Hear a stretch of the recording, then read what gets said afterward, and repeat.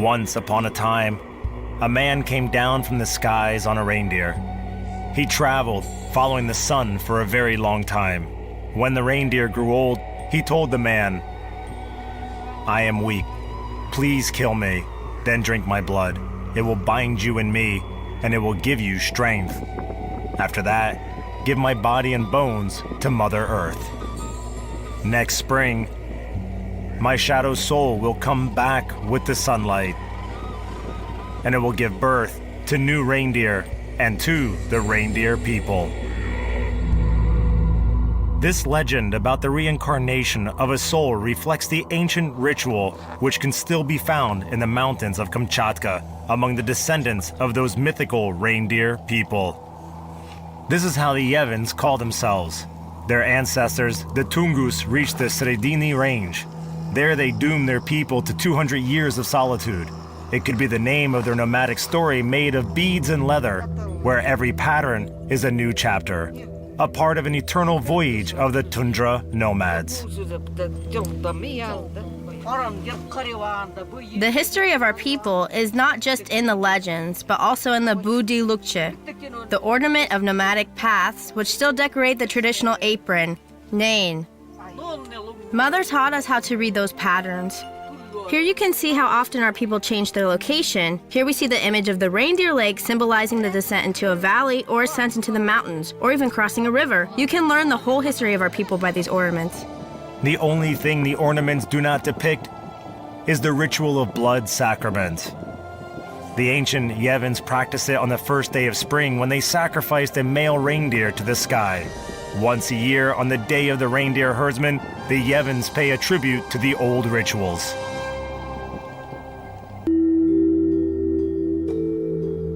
The first records on the ancestors of the Yevens from the Sredini range were found in the diaries of the explorer Karl Dittmer, who made an ethnographic map of Kamchatka in 1855.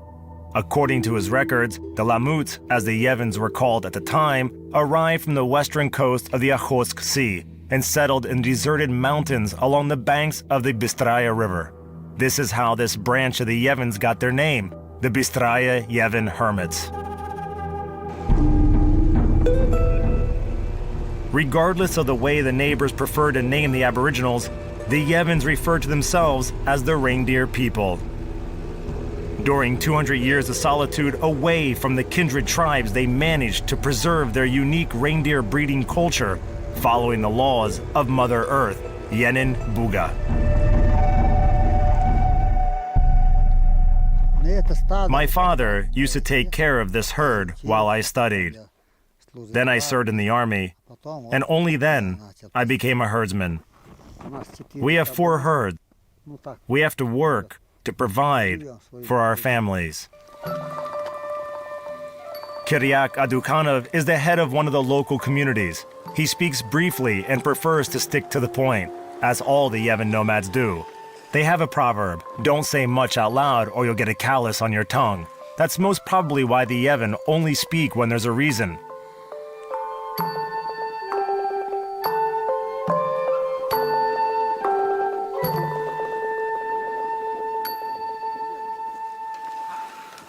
Tie the rope around your hand. Be careful with the head. It is tangled. That's it.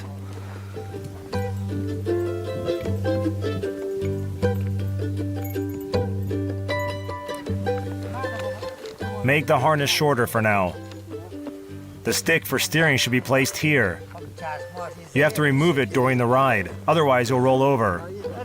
Pull the rope here. Okay, I'll pull it tighter now. Ilya is the direct descendant of the elder, the one who has to follow the footsteps of the ancestors. According to the beliefs of the Yevens, these footsteps are all that is left on Earth after death. A shadow of misfortune can also come from the other world following the same footsteps, though, the way it happened with Ilya. It's hard for him to work at full speed. When he was 1 year old, he had a heart surgery. That's why he has some problems now.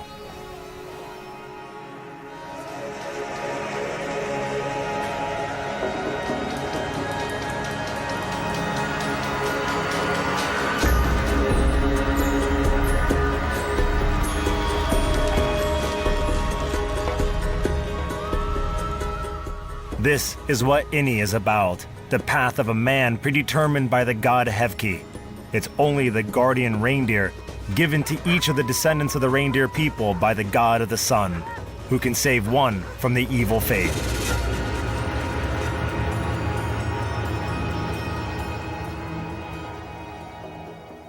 The Yevons call him Hevek, which means the shadow of the god of the sun. This spirit lives in the reindeer and in amulets which are passed from generation to generation and are kept in the nomadic camps by the mistresses of the yurts. In the Adukana family, this is Lubov, the wife of Keryak, and his sister Maya, who promised to give the amulets to Ilya before the reindeer drawn sleigh competition. Let my nephew Ilya sit with us.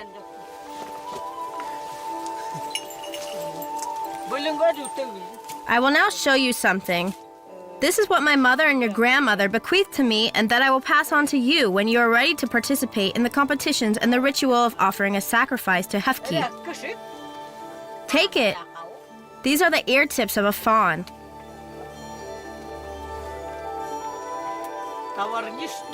They are sacred to our family. They symbolize the prompt return of the reindeer souls to us.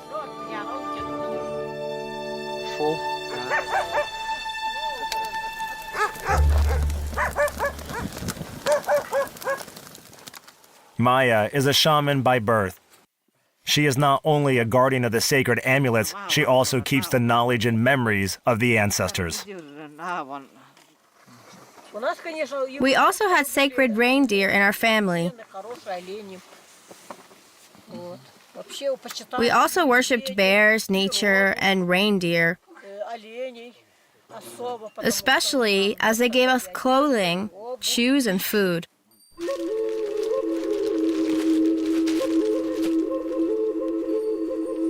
The cult of a sacred reindeer is one of the main cults in the Adukana family. It's time to feed the meat of an old reindeer to the fire. Lubov, the wife of Keryak, cuts the carcass with a special knife and hangs the meat over the oven to summon the spirits of the place so that they don't interfere with the ceremony of offering a sacrifice to Mother Earth, Yenin Buga.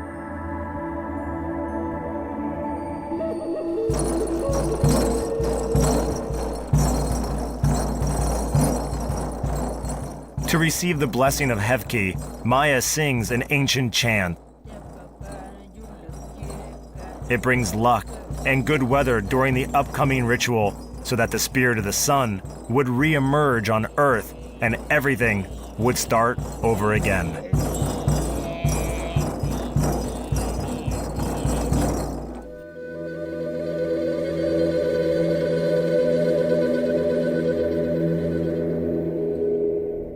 The first rays of Nivkh light the valley the next day around 9 a.m.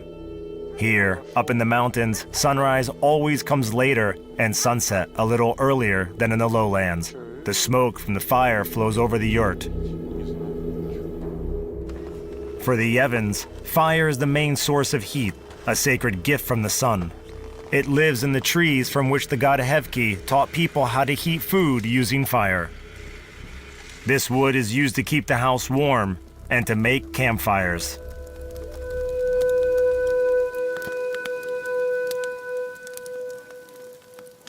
Usually, women make the fire outside to cook reindeer meat without filling the shelter with smoke. It is easier and faster to cook this way. How long have you been cooking the meat for? It must be ready by now. I brought it from the yurt this morning, washed it because it had started to dry out in the house where I'd placed it yesterday. I see. You cut it into small pieces so that it cooks faster. Yes. I put them in one by one, first the hardest pieces so that they can become soft. The fattier it is, the better. That's right. You know how our men are. They want it fast and delicious. Lubov has been married to the elder for over 30 years. She's become the top local chef during those years, and she knows the specialties of local cuisine better than anyone. Outside, when I arrived here, women always cooked this way.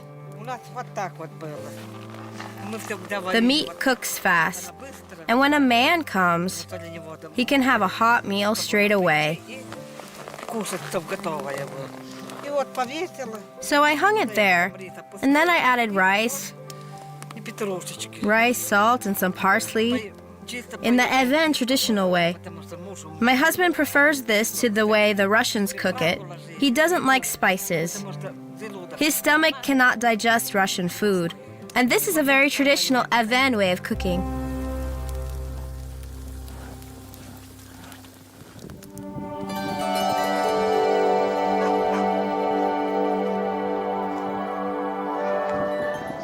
Meanwhile, the elder and his sons are ready to go to the herd. It is important to go up the mountain. That's where the reindeer are, before the sun reaches its highest point. That's when the offering has to be made. A reindeer will be killed and his shadow soul will be sent to the god Nivkh. Then there is a chance that the twin animal guarding Ilya will be able to ask the spirit of the sky to cure him.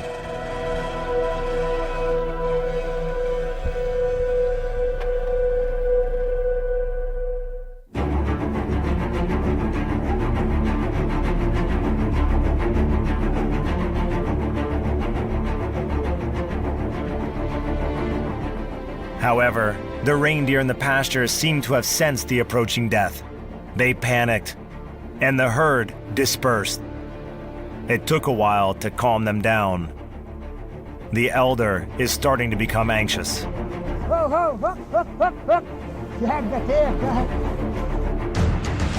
It is up to Kiryak to choose the sacred victim in the herd. No arms are used, only the Yevon lasso, maut, and a special technique for managing a herd where every whistle has a special meaning. There are different types of whistles: racing, soothing, hypnotizing, to turn the herd around. There's also a type of whistle used to calm them down.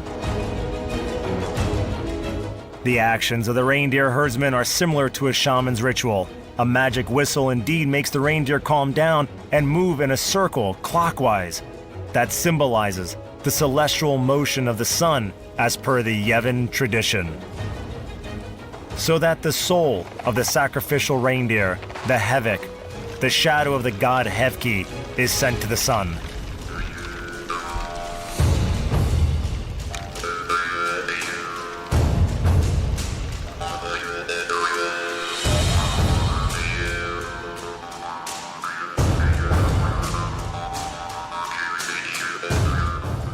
Here's the first attempt, but the animal breaks away from the lasso. Another attempt follows, but the snow is still too deep to chase the animal. The reindeer win a short reprieve. You can hear the sound of the antlers beating against each other, as if it's the pulse of the entire herd.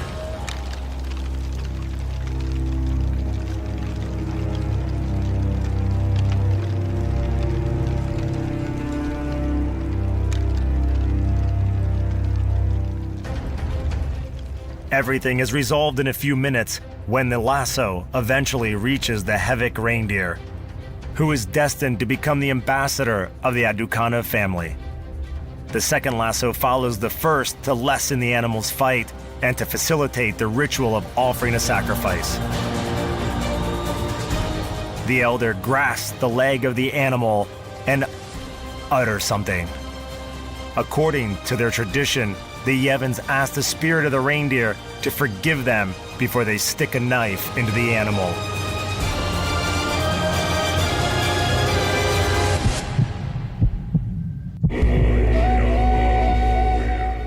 The climax is reached in a few minutes when the reindeer herdsmen skin the animal. Now, according to the old tradition, everyone has to drink the communion blood of the sacrificed Nivkh. That was the covenant of the sacred reindeer Enenbuga. He told the first man, "If you do everything right, then next spring my shadow soul will come back to earth in the rays of the sun and will give birth to new reindeer and the new reindeer people."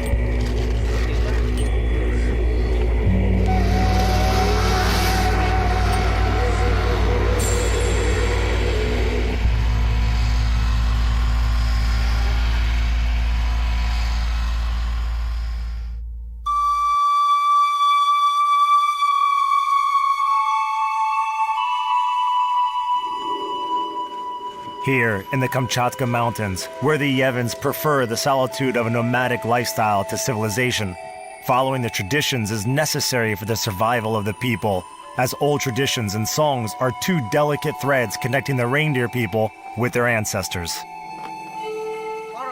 The history of our people is not just in the legends, but also in the Budi Lukche, the ornament of nomadic paths, which still decorate the traditional apron, Nain. Mother taught us how to read those patterns. Here you can see how often our people change their location. Here we see the image of the reindeer leg symbolizing the descent into a valley or ascent into the mountains, or even crossing a river. You can learn the whole history of our people by these ornaments. However, safeguarding the continuity of tradition is as important for the ornament as it is for the ritual of offering a sacrifice. Otherwise, the initial meaning will be distorted. Sometimes you will see that people have changed the ornaments to make them look more beautiful. For example, they turn them around. But on a proper Budi Lukche, they have to be in this type of direction. At this point, Maya switches to the Yevon language out of habit. She and her sister-in-law are concerned whether their children and grandchildren are going to follow the tradition, if they are going to retain their culture, if they are not going to yield to the temptations of the modern world. You probably remember what happened in Soviet times. I remember my mother told me, the Russians came to us in order to destroy our traditions. The beadworks we made, kunduku, they destroyed a lot of them. That was a mistake they made. Young people today are different. We knew much more because we always listened to our parents. I was born under those conditions, as well as Kiriak. And we all grew up in the tundra under conditions like these.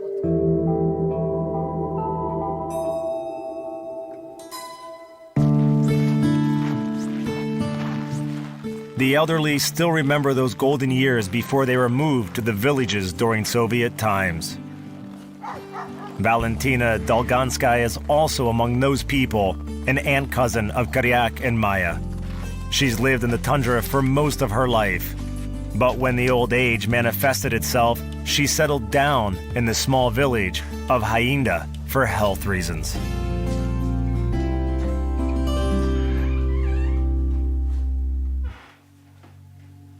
At the time, the state was actively implementing a policy of civilizing the reindeer herdsmen. Valentina and her late husband were provided an apartment of 30 square meters. This was a mansion compared to living in a yurt. However, the old lady nostalgically remembers her nomadic life now that she has settled down.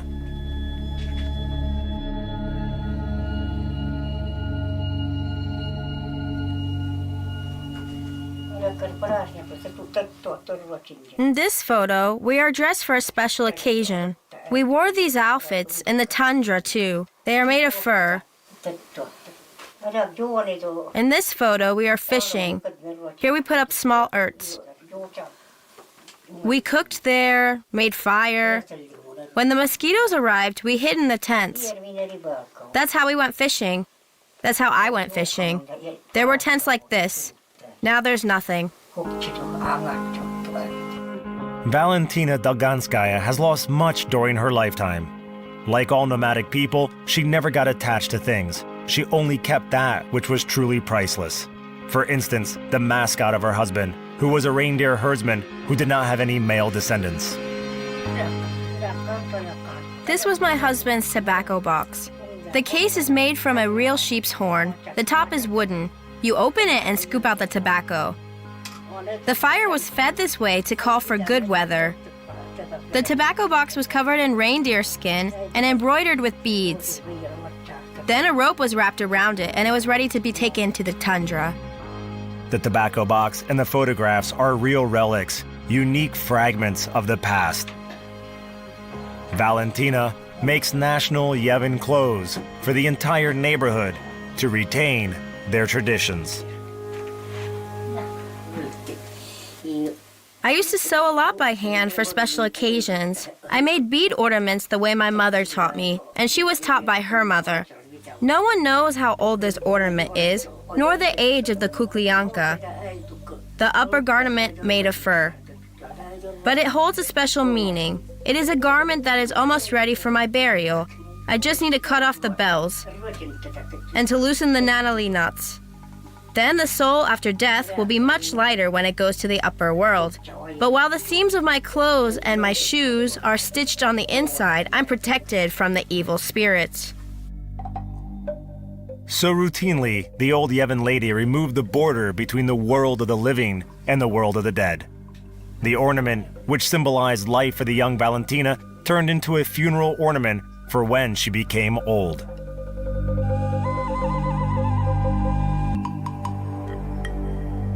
But she is not at all afraid of draining the cup of life. The Yevons believe that after death, one soul goes to the upper world of Bunin to meet the ancestors by the Great Fire. Long forgotten songs come back to life there, and souls compete in races, riding celestial reindeers.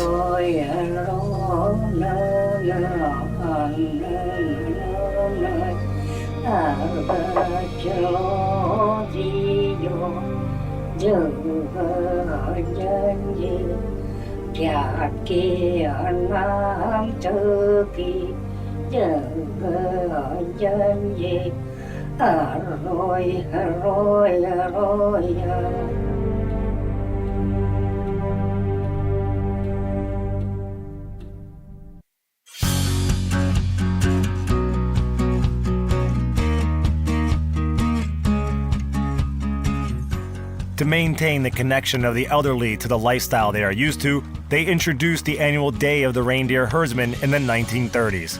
It provided an opportunity for older nomads to meet with their relatives. But more importantly, in the guise of a professional holiday, they managed to safeguard the ancient ritual of celebrating the day of the reemergence of the sun. On that day, the offering of the Nivkh reindeer was held and reindeer-drawn sleigh races took place. Pagan competitions of the old and new life are the reason for Ilya's visit.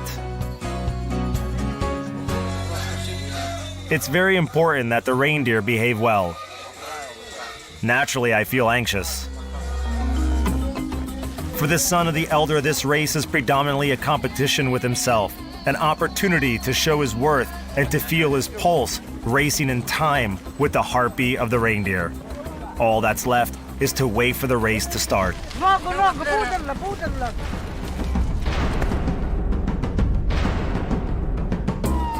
But all of a sudden, something completely irrational happens. The reindeer race off without any command. The race, for some, has already tragically finished without even having started.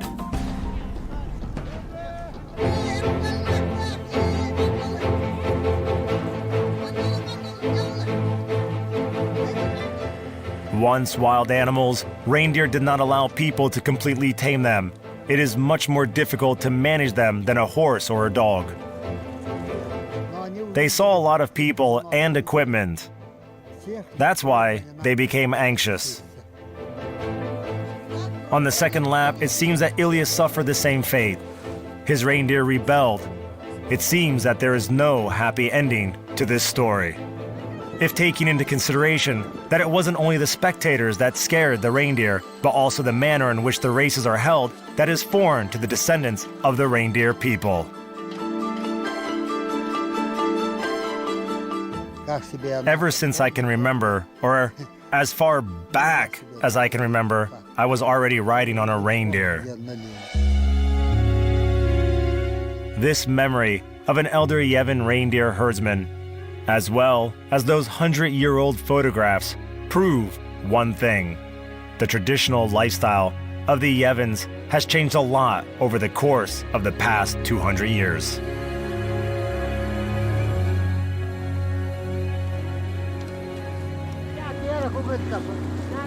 Don't scare the reindeer away with the equipment. You'd better go up that mountain, and from there go on foot. While the hermits of the Sredini Range are balancing on the edge between nature and civilization, while they are consciously restricting themselves from using modern facilities, there remains an overwhelming desire to follow the nomadic paths of their ancestors and their solitude. This is their pledge to themselves and their way of living according to the law of Mother Nature, Yenin Buga.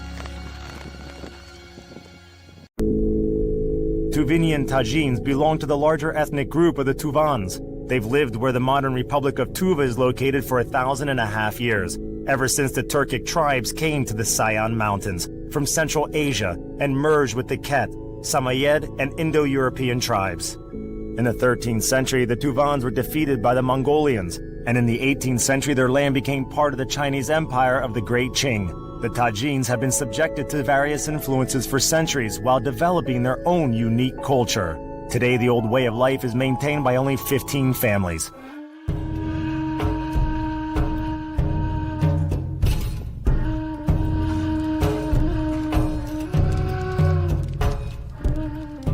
Nikolai Ak is the elder of a small nomadic camp. He and his cousin Svetlana Demkina are trying to restore the population of the Tajin reindeer. I'm counting the deer now. I'm writing the numbers down. At present, Svetlana, the owner of the herd, lives in town. In this family business, she is in charge of accounting. Nikolai and his wife Ludmila spend the entire year in the camping grounds. In winter, the deer are taken to the valley, and in summer, to the mountains. The most important time is approaching, the time to move from the winter settlement to the summer camp. Winter was harsh. There was a lot of snow, and it was difficult for the deer. That's why the calving happened later than usual.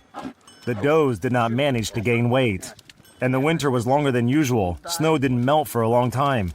10 deer died in the last year. Some got lost. Others were eaten by wolves. But calving was good this year. We now have 40 fawns. The Tajins will never tell you the exact number of deer that they have. It's considered to be a bad omen. The final count takes place on the 1st of January. Those who survive are counted. Spring arrives late to the taiga, but now it's time to go up the mountains. The midges make the deer suffer. But Aldin Ma, Nikolai's daughter, is still not here. Nikolai's sister is bringing her over. What did you buy in Kazil? Medicine for my mother. Don't forget to take warm clothes with you.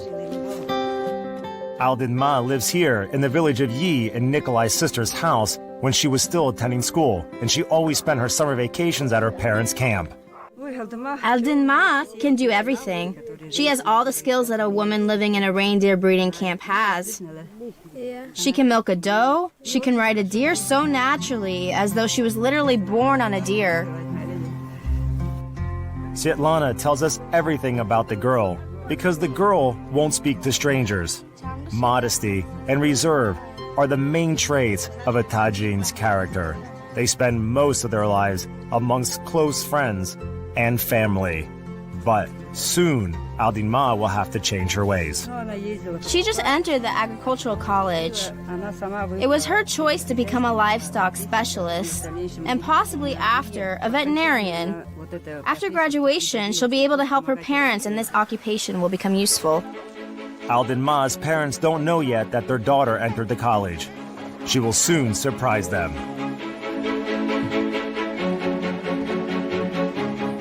The village of Yi is a so-called outpost of civilization. Most of the Tajins live in similar villages. Yi is located on the border of wild territory where the ancestors of the modern Tajins led nomadic lives. Now there's hardly anyone living in the taiga. Aldin Ma has spent her entire life here. That's why it's difficult for her to part with her friends. She's trying to talk to everyone while she still has a signal for her mobile. Svetlana had to climb up this river many times. She remembers that when she was a child, there were fires all along the banks of the river, the campfires of those Tajins who had come to take their children from school. They came from the village in dozens of boats, not only one boat, as is the case now. Aldin Ma arrives with few other children. Now the reindeer breeding settlement turns into a summer vacation camp. The camp is only open to a few reindeer breeding families. In the past, the Tazhins lived in the taiga and seldom left it, only when they had to exchange some goods or to take a woman to a hospital to give birth, as was the case with Svetlana's mother. My father came to get my mother and I. I was born in winter. That's why it was so hard to travel then. So they waited until I was 6 months old, and in May came to Yi and took us by deer. So since I was 6 months old until I started school, I spent all my time there, both winters and summers. People were used to living there then. There's an old tea drinking tradition before leaving for the taiga. The most important thing at this stage is to determine the route. There are neither road signs nor cellular communications in the places where the Tazhins go to. Mountains and lakes have no names to navigate by. That's why Svetlana calls the village for the last time, while they still can get in touch with the camp over the radio. Hello.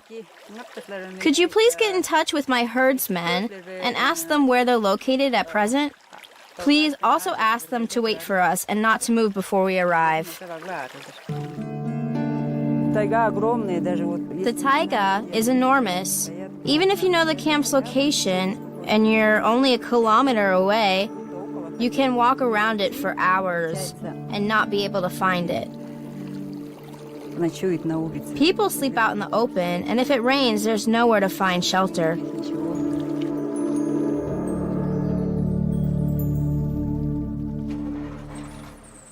The Tazhins will have to spend around 12 hours in the truck, which will be riding over the bumpy roads of the remote taiga. But small children, in whose veins the blood of the nomads flows, easily endure discomfort, and it seems that they can even find this hard journey fun.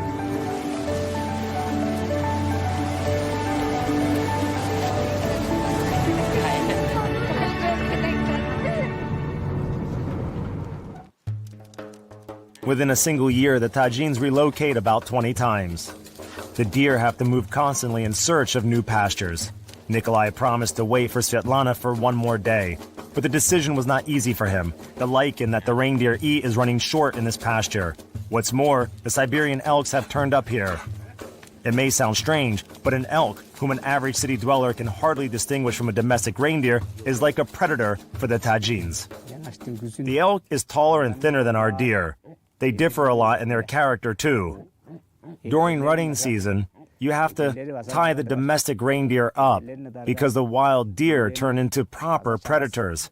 They are an enemy to us, similar to a wolf or a bear. They can take a few deer away from the herd at once.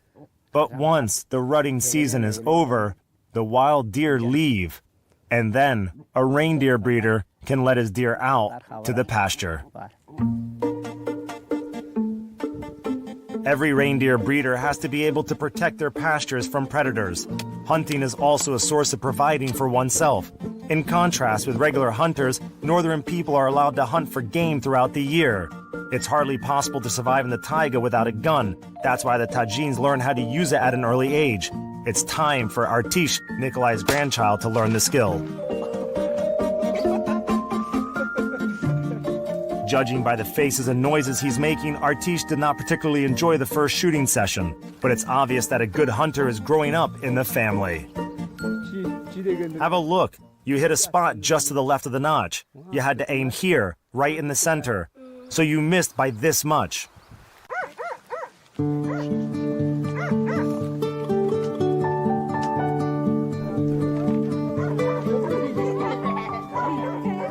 Her parents haven't seen Aldinma for over 6 months, and of course the first thing they ask is whether she entered the college. Yes, she entered the agricultural college. She'll be a livestock specialist. She'll work here. It seems like nothing can disrupt the smooth flow of life in this reindeer skin tent. Large celebrations and vivid emotions are not for the Tazhins. They drink tea and talk quietly until the early hours of the morning. They have a lot to discuss. Nikolai and his wife and another couple spent the entire winter in a nomadic camp without any means of communication with the outer world, other than an old radio. That's why they only hear the news semi-annually when meeting with their relatives.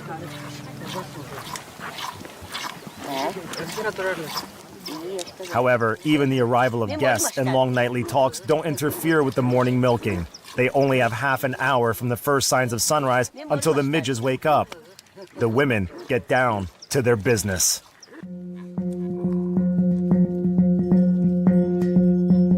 In those months, the midges virtually drive the deer mad. That's why they can only be milked in the morning, when the insects are not yet swarming around them. But how do you make the does return to the camp at sunrise? They are grazing there freely.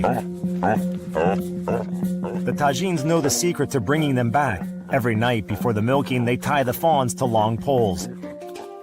Following their instincts, the mothers return a few times a night to check on their babies. They come in the early morning too, just in time for the milking. Meanwhile, Nikolai makes fires all around to ward off the midges. It gives them a few minutes to milk the deer.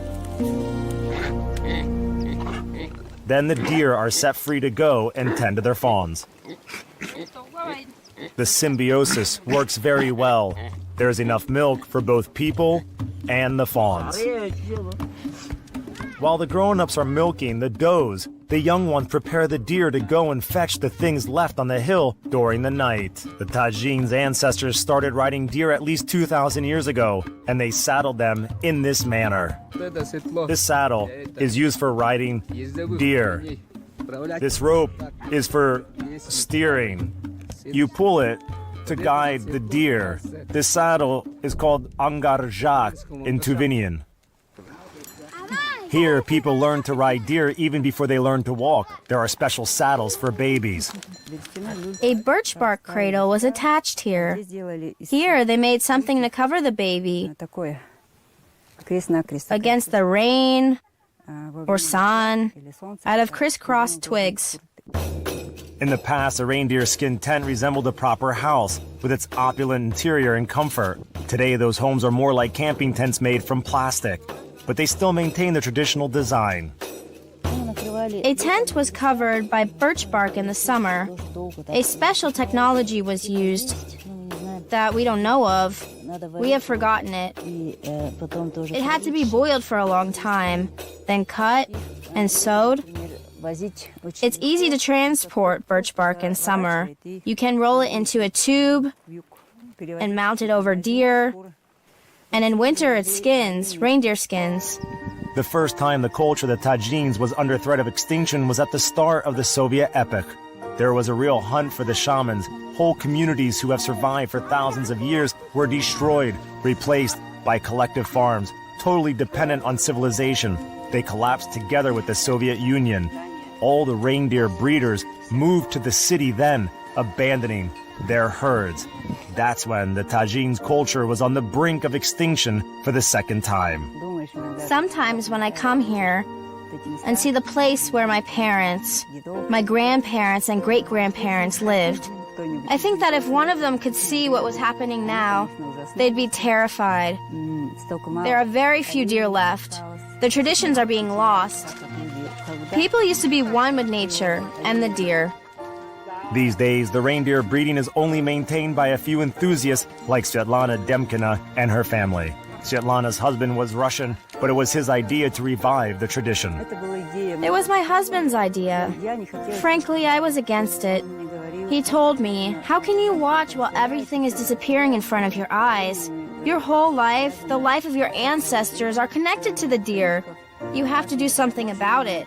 So, he persuaded me. I told him, "I don't know. If we buy them, we'll invest all we have. We'll have nothing left. You must be prepared for it. Will you regret it later?" He replied, "No." It was really a relief to me. No means no. We bought 50 deer. A year later, we only had 6 left. We looked at each other, but he had said no.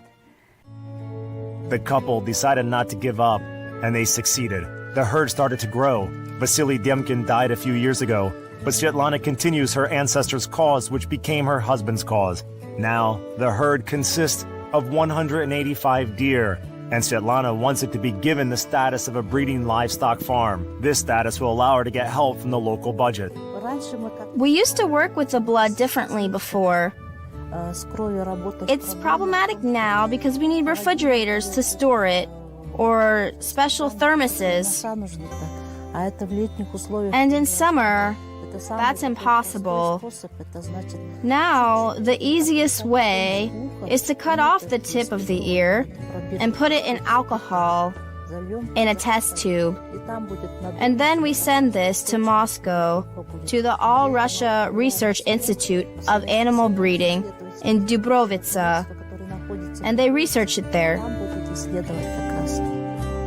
Nikolai has spent his entire life with the deer and knows everything about them, but this is the first time that he's performing this procedure.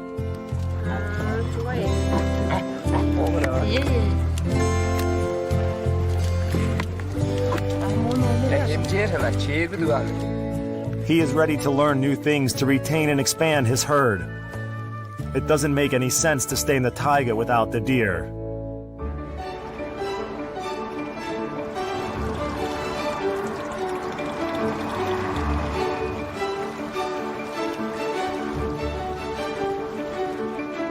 More often than not, when talking to people about their national identity, they will mention their language, religion, and traditions.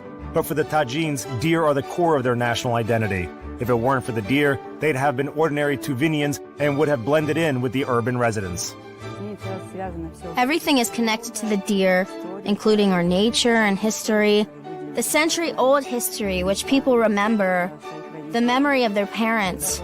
It feels stronger when you are in a nomadic camp. When you see those paths, some of them overgrown, others still passable, you feel a part of it.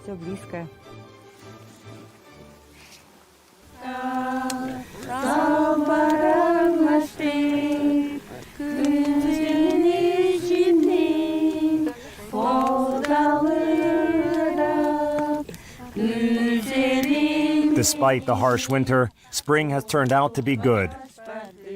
The fawns have grown up in time for the first relocation. Aldin Ma brought good news to her parents. In a few years after graduation, she'll come back to the camp as a livestock specialist. In the morning, the breeders will dismantle the tent and head for the mountains. And it's a good reason to celebrate. Summer is coming to the ancient land of the Tajins.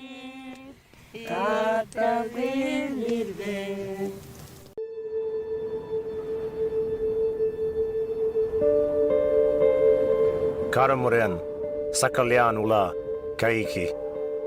Against the background of ice ridges sticking out like blades, these words sound like incantations. In fact, this is what various people in various eras called the water of the great river, the Amur, whose stern disposition was reflected in local legends. Long ago, 4 dragons lived in the sky. They lived happily, but one day they quarreled. No one knows why. Suddenly, they had a falling out, and they started to fight. They fought and fought. One of them proved to be weaker than the others, lost the battle, and fell down to the earth. Where he crawled, the Amur later appeared. We call it Mangu, which means river. From Mangu came the word Manguni, people of Mangu, or people of the Great River.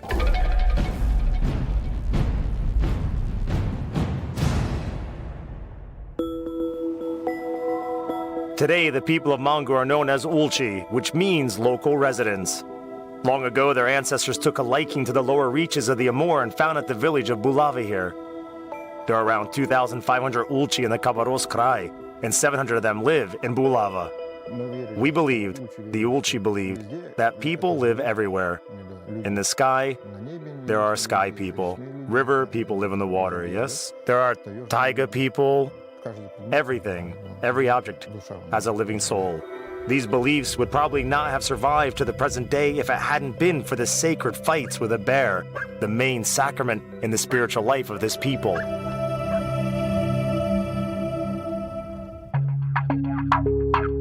The bloodline of the Ulchi has its roots in the Neolithic era, when indigenous Paleo-Asiatic tribes settled on the banks of the lower Amur. By the beginning of the Common Era, they had mixed with Tungus Manchurian peoples who came here from the south. And finally, in the Middle Ages, the Ulchi were joined by the Ainu, the inhabitants of Sakhalin, and the islands of Japan, who settled near the future village of Bulava, the capital of Ulchi.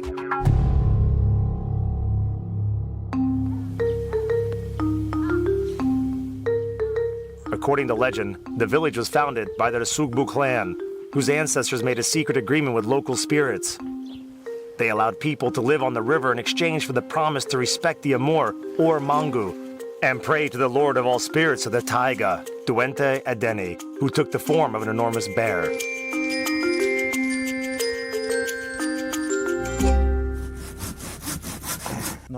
Our forefathers asked permission to chop down trees in the taiga from the lords of the taiga, from the spirits. Our forefathers, who lived in Aori, also did this. Before they took fish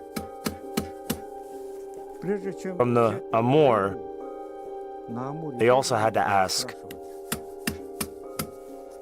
And of course, they had to live on very good terms with all the spirits, with the lords of our land, to give them gifts, to treat them very respectfully. So they had a very good, tolerant attitude to nature.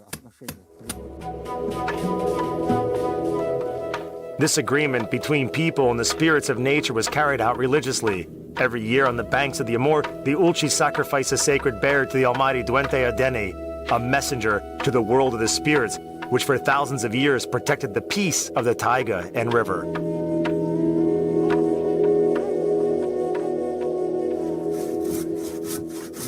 People used to ask permission from the Amur because they respected and feared the revenge of its spirits. Now permission is issued by environmental organizations.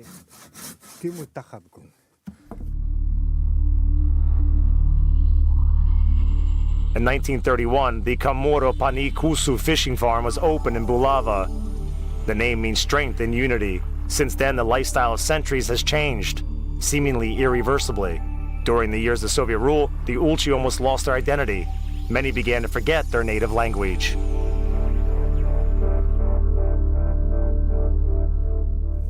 We chop down alder, birch, and aspen. These three types of material. I'm saying that I've even forgotten the name of alder in Ulchi. I named aspen and birch, but this is how the language slowly disappears.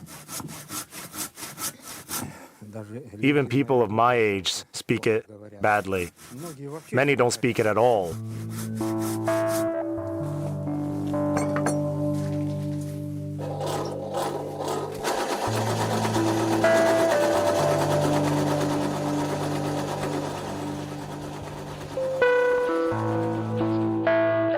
But the 20th century ground down the foundations of the spiritual culture of the Ulchi. The people of the river began to ignore the obligations that their ancestors had taken on before the local spirits. The New Age declared the human being to be the lord of nature. People became the lords of the earth, not the spirits, as was the case in the past. According to Ulchi mythology, every being has a spirit, and even a stone has its own lord. So everything has a spirit, the taiga, the mountains, and the forest, and the Amur. This respect for nature seemed too naive for modern civilization, until it began to destroy itself in wars and catastrophes and destroy the environment as well. One example is the Amur, polluted with industrial waste, where the native inhabitants, the Ulchi, also began to believe in progress at a certain moment. Disappointment came when the water of the sacred lake became unsuitable to drink. Now the ancestors of the clan of Rasugbu have the living water delivered in cisterns which they pay for by coupon. This is a kind of mystical payment for violating the ancient agreement.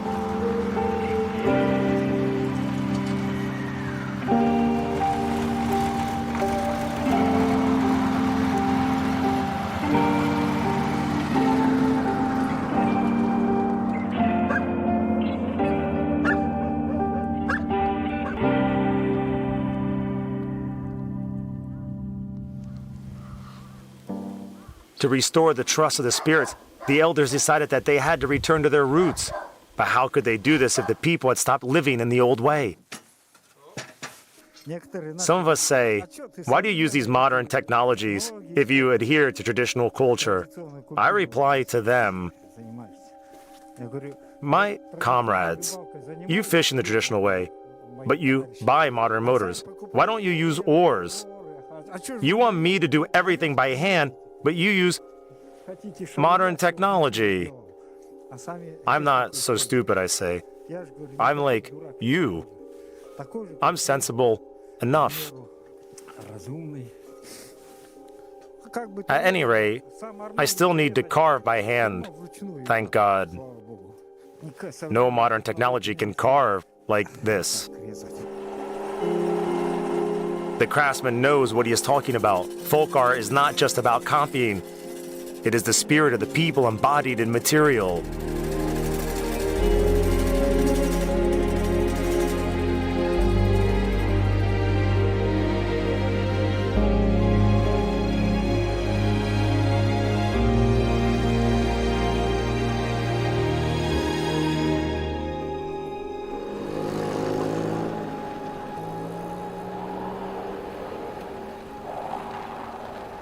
The revival of the Bear Festival, and also the entire culture of the people, is directly connected with this mansion, which is adorned with Ulch carving. It was here in 1990 that Yuri Kuwasali, Ivan Rasugbu, and several other enthusiasts decided to revive the most important ritual of Ulch culture, which was consigned to oblivion during the years of Soviet rule. It's not actually a bear festival, but Buend Bi Ku Puden Si U, which can be translated as a game with a bear. But the modern interpretation is the bear festival. That's not quite correct, of course. The idea of the bear festival is remembering one's parents. It was a clan festival, but later, at a more modern stage, it changed. To hold this festival, a whole ritual complex was built. A granary on stilts, the taktu, where the ritual utensils were held, and a winter wooden frame house, the kargu, where the guests feasted. Behind it was a log house, the kuri, where the bear was kept. And then there was a tomb decorated with an ornamental pattern, the keren, and the actual place for the ritual killing of the bear, the arachu. Everything was included here, so to speak. There were competitions, and the nimblest was chosen. Over several days, the margin was chosen, the strongest and nimblest. He received the right to kill the bear, and he was given 3 arrows. The first arrow purifies the path into the spirit world, and so he had 2 arrows to kill the bear with. This is the footage of the festival that was held in Bulava back in 1990. It is a reconstruction of an ancient ritual intended to revive the tradition of revering the spirits of this place, which was broken over 100 years ago.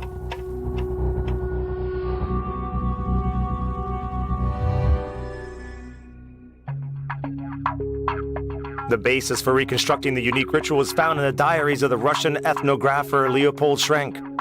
He witnessed one of the last of the bear games which the Ulch held before the revolution of 1917.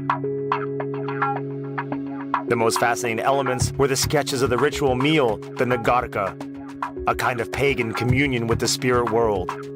The clan of the Taiga people and the clan of the water people took part in it. They competed in eating and drinking, which symbolized a union with the flesh of the lord of the Taiga, Duente Adeni, and the blood of the Amur River.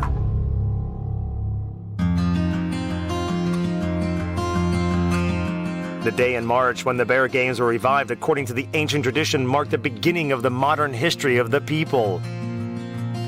This was the spring which taught the Ulch to look back once more, to honor the graves of their ancestors, their sacred sites, and nature itself, everything that had determined the life of this native people over centuries.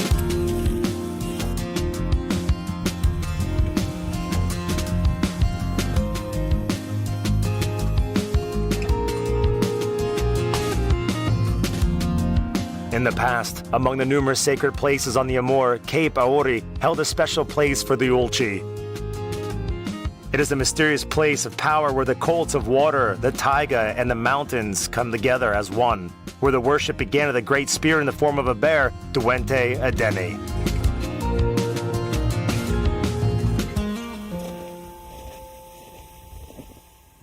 Behind me is a wonderful finger. the finger of the mountain spirit. You can see it there.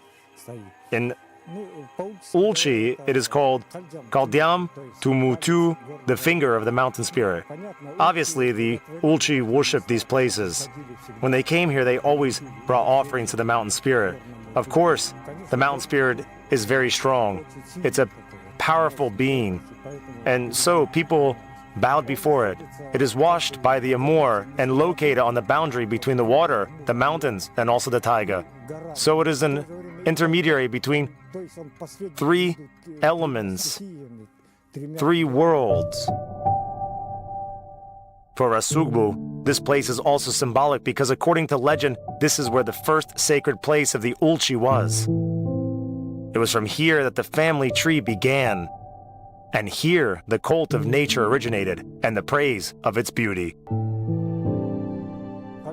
Everything around is full of life, and even the tree which I will work with as a carver has its own unique spirit, its own clan pattern. You won't make something if you don't look to your roots, to the sources of the clan. This is where the secret of our design lies.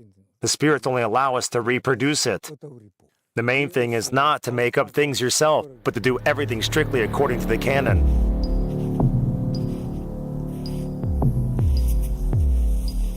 The list of these laws and taboos is unchanged, just as the rock is unchanged where the Ulchi craftsman brings his offerings to the Lord of the Taiga. These offerings are not as bloody as the first ones that remote ancestors made to the bear spirit.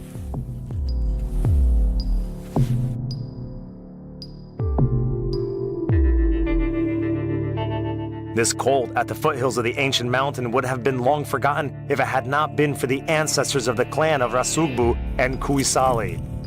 They tried once more to establish a connection with the world of spirits on that memorable day when they sent a bear messenger for the last time to Duente Deni, the lord of the taiga.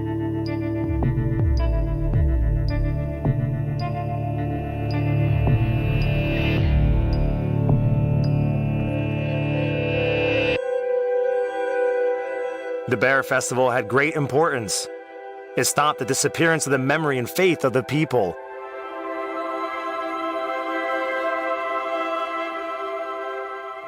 Initially, we built it as an ethnographic museum complex. We have an art school in this building because we study our art from old exhibits and utensils. Traditionally, this is how we teach children about our art.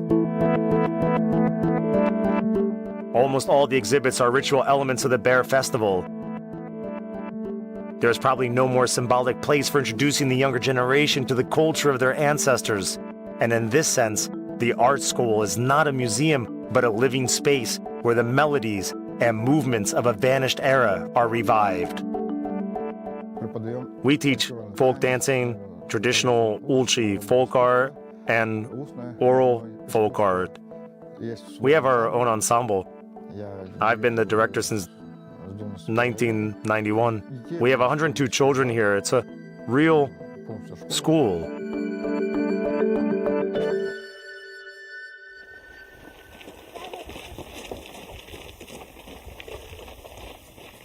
The first pupils arrive here at around 9 in the morning, and the house where the sacrament of the last Bear Festival once took place is once more filled with life and bustle.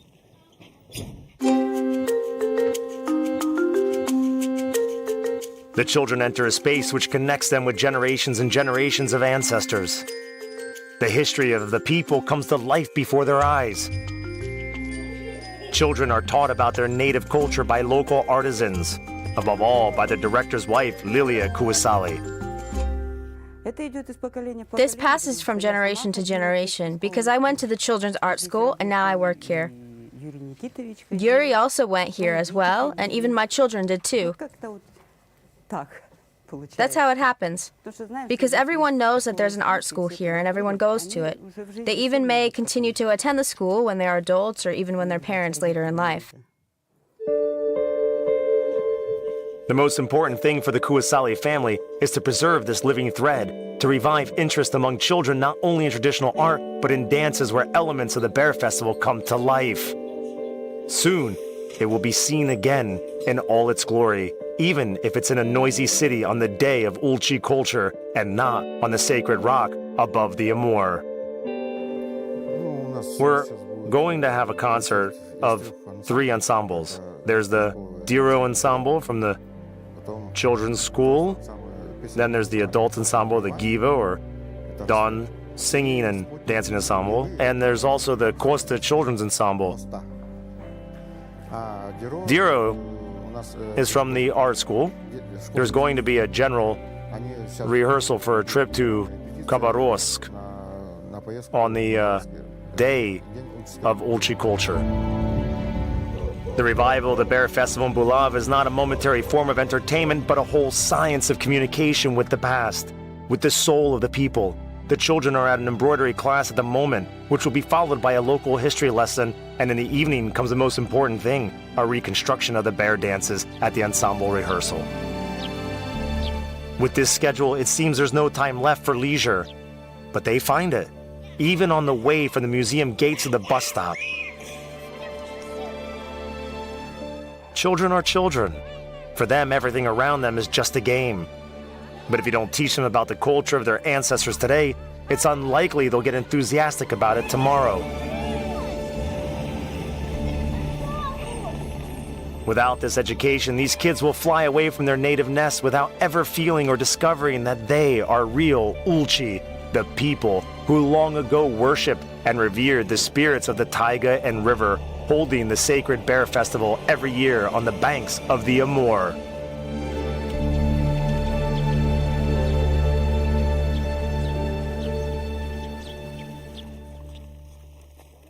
Only today, this ancient ritual is taking on a somewhat different life. From the bloody sacrifices and ritual combats of the fight with the bear, it has turned into the Bear Festival, a secular performance at the House of Culture.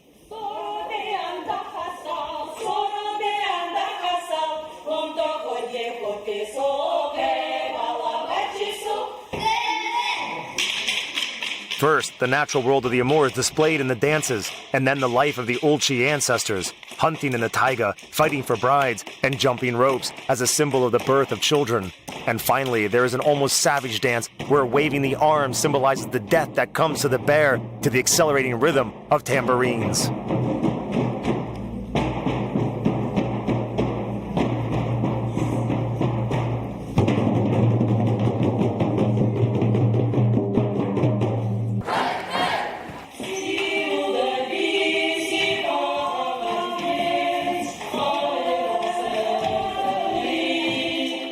Then a time comes for revelry and sad songs, where the world of the spirit ancestors and the world of earthly passions are intertwined as one.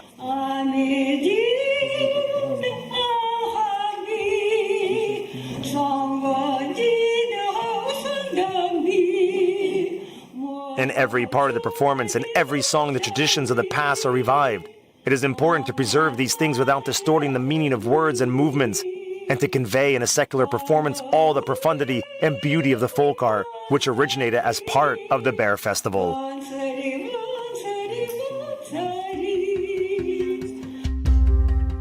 Today, the Bear Festival has gained a second life and a second name, the Day of Ulchi Culture. Bulava, as I said before, is a great center of Ulchi culture. We are reviving and developing traditions, especially as we didn't forget them.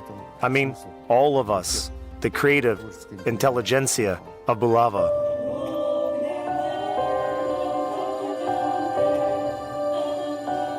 Like a different world, magic rituals and cults of the past coexist with everyday life. The custodians of their sacred meanings prepare their precepts for future generations.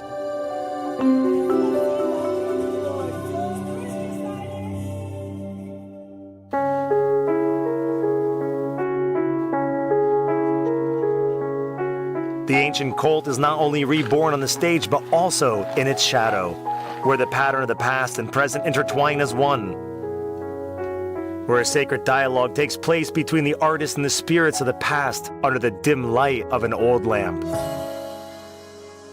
We must always observe a unity of form and content.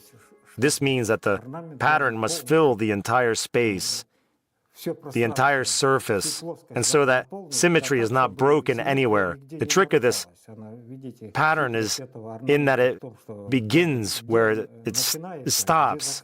As it were, there are no clearly cut off ends. It is like the cosmos. It has no beginning or end. A sense of the world as a complex and beautiful harmony, this is the main secret and magic of the Ulch culture. Because native people, who were once thought to have a primitive outlook, were able to create such an incredible and sophisticated visual world. This trefoil has magical significance in Ulch design. In Ulch, Ba means eternity, cosmos, the sky. This is a broad concept.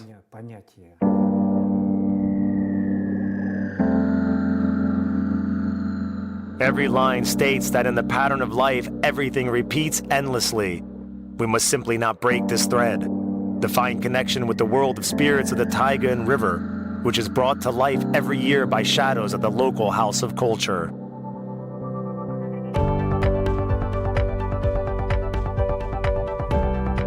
The ancient history of the Ulch is an intricate pattern in itself. The memory of it helped craftsmen not to turn away from the spirits of the Amor in the era of faithlessness. Today they revive the soul of the people in the designs, dances, and melodies of their ancestors. They revive them for those who have yet to realize the importance of the path leading back to the sources of ancient rituals which embody the eternal harmony between the people of Mangu and the generous nature of the Amor region.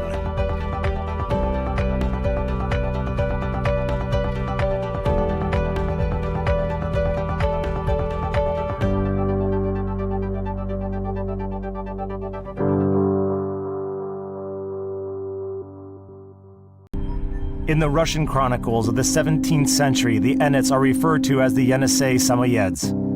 They live in the south of the Taimyr Peninsula and were divided into two groups, the tundra and the forest Enets. The first group called themselves Madu. They migrated between the Yenisei and the Pura in the summer and between the Malaya Keta River and the Piacino Lake in the winter. The other group populated the forests to the south of Dudinka. The neighboring tribes called them Pibai, which means forest dwellers.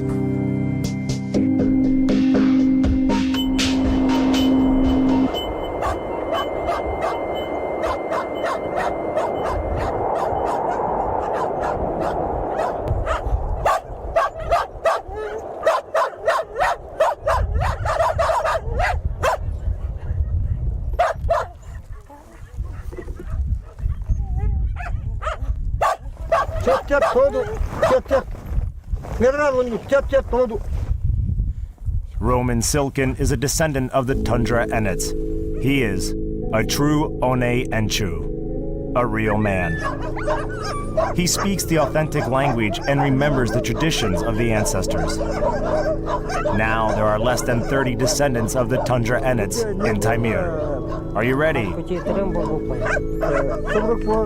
Hurry up.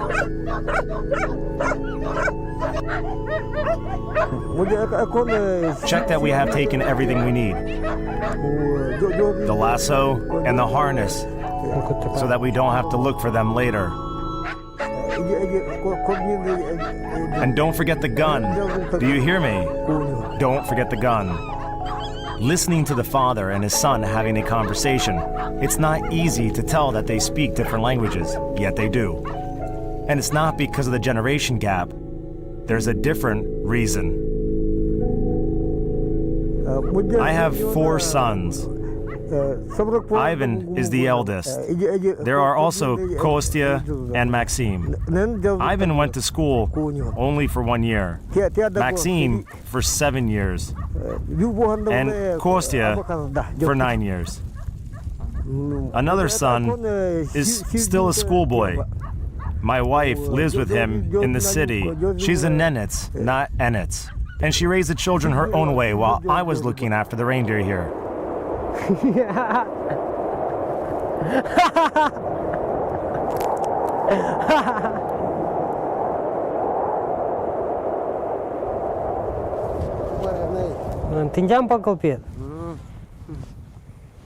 Have you played enough? I'll be finished soon. Alright, let me show you how to make a proper lasso. Watch and learn. First, you throw one rope over, then the second one, and pull it. Pull it harder so that the lasso gets stronger. That's it. Like this. Don't hurry. The children of Roman communicate with each other in the Nenets language. It differs from the language of their father in a similar way that German differs from Dutch. That's why misunderstandings happen all the time. For example, the lasso, an indispensable tool for any reindeer herdsman, is Tinzian in Nenets and Chedi in the Enets language. Today it is impossible to find out the origin of these words. But no matter how they call it, every family has their own signature style of making a lasso. You have to weave it carefully so that the ropes are tightly bound together. Do you see? That's how my father taught me to do it. Here, touch it. When you grow up, you'll learn how to do it, and you will also learn to catch reindeer. Let's go, I'll show you how to throw a lasso.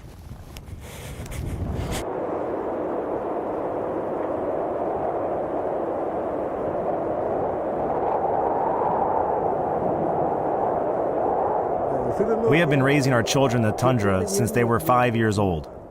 We take them with us when we move from one place to another. I want to focus on my grandson now, to give him everything that I taught my children. But most importantly, to teach him the language. Tell him the old legends. Show him the sacred mountain where the Enets were hiding away from the flood. Now we are like a small river mixing with ocean waters.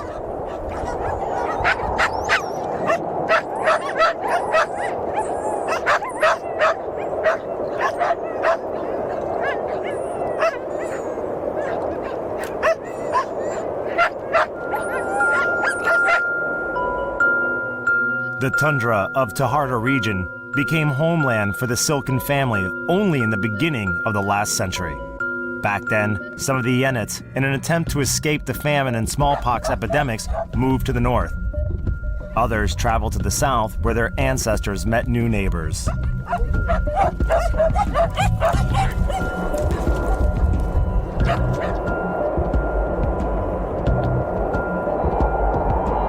The first disturbing results of the forced migration of the Enets were registered in 1930 by Soviet ethnographers, the members of the scientific expedition to the Taimyr Peninsula. They counted as many as 482 tribe members.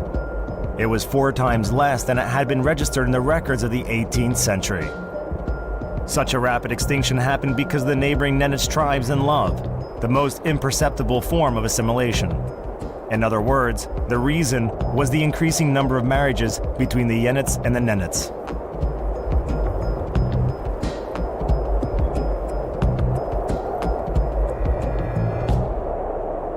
First, the Enets started to forget their traditional winter outfit. For example, this overcoat called sakui. While the winter isn't over, this is to be put on when it's cold. Shall I put it on? The fur horn made from the reindeer tail no longer tops the hood of this overcoat. From ancient times, it used to be a distinctive embellishment of the Enets. It symbolized a man's virility and served as a protective charm in extremely cold weather.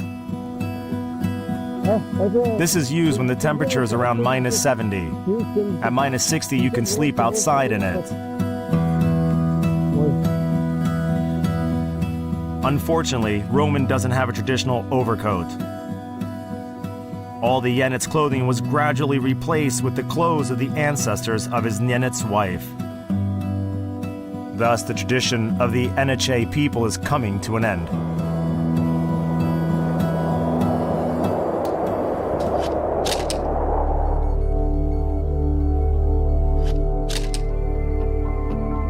The only possible way to feel the spirit of the past times is to look at the photos of the early 20th century. Back then, ancient patterns were used.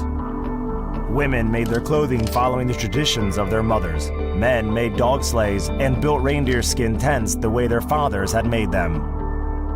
They lived according to the laws of the tundra, where One Naga was the only real god.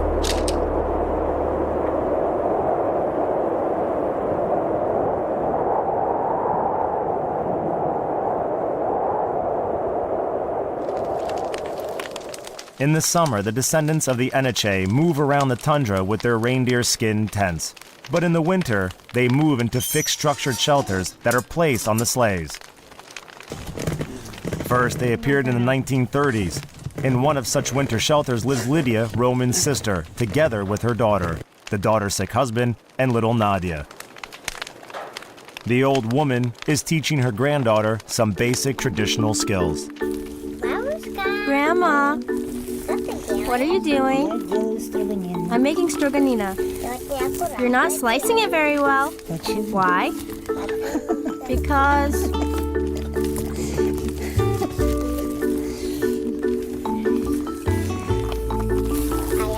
I can't do it that way. Well, then watch me.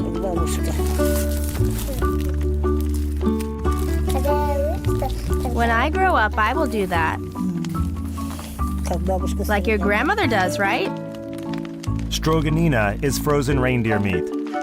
It's the oldest Enets traditional dish. It is easy to cook. The secret is to slice the meat the right way. According to a 1,000-year-old tradition, it is exclusively made by a woman who manages the entire household. A woman is respectfully called the mistress of the house, the guardian of the hearth.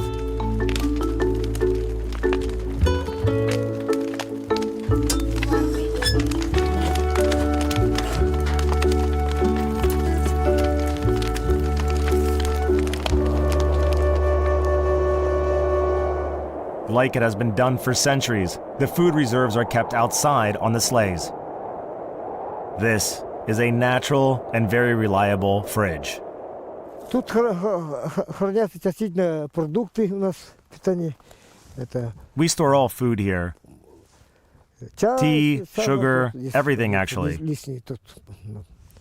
Когда уйдем In the summer, we have to buy a lot because we cannot get to the village in the winter. летнее время поселок не попадешь.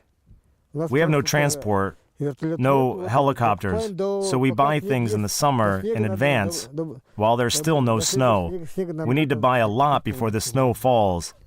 Flour, sugar, tea, the essentials, and some butter maybe. We wrap butter in reindeer skin so that it doesn't melt. Не растаяло.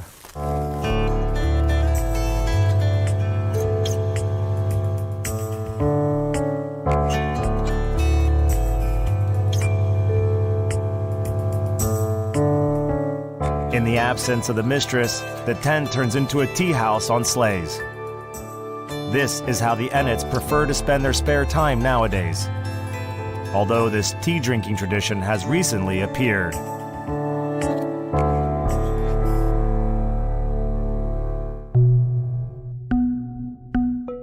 In the 1930s, the Soviets introduced the program for the Far North Development.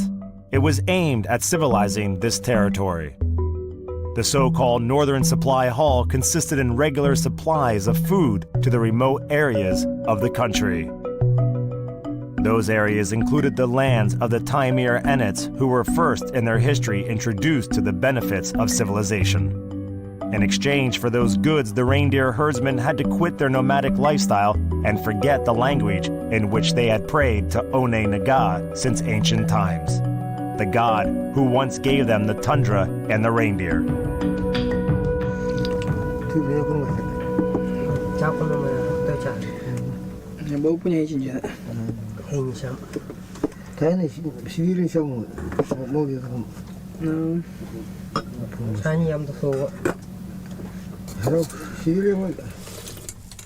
The nomads didn't make use of the gifts of the mainland, but they did lose their language. Probably the only one who's continuing to speak the forgotten language of the ancestors is the elder Silken.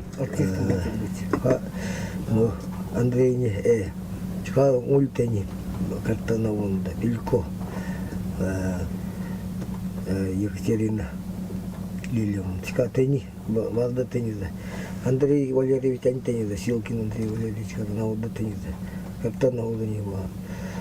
Му не вот тот дяра, до дяра. Вот не унянь дяру, все он говорит да. My sons don't know it. I speak my language, and my sons don't understand me. И мне I have no one to talk to. So I also start to forget it. A young chap came here from Moscow. He somehow learned to speak my language. He used a dictionary to learn it. He found it somewhere and just learned the language. The young chap from Moscow turned out to be a young language major from the Institute of Linguistics, Russian Academy of Sciences. Not only did he describe the dialects of the tundra and forest Enets, he also managed to decipher the phonetic code of the modern Enets language. In 2009, I joined an expedition to the Taharda region with the veterinary doctors who would come here to vaccinate the reindeer. And a very remarkable thing happened to me when one of the people told me, "I got used to talking to you in my own language. You do understand me." While when I start to speak it in front of my nephews, I know they don't understand what I'm saying.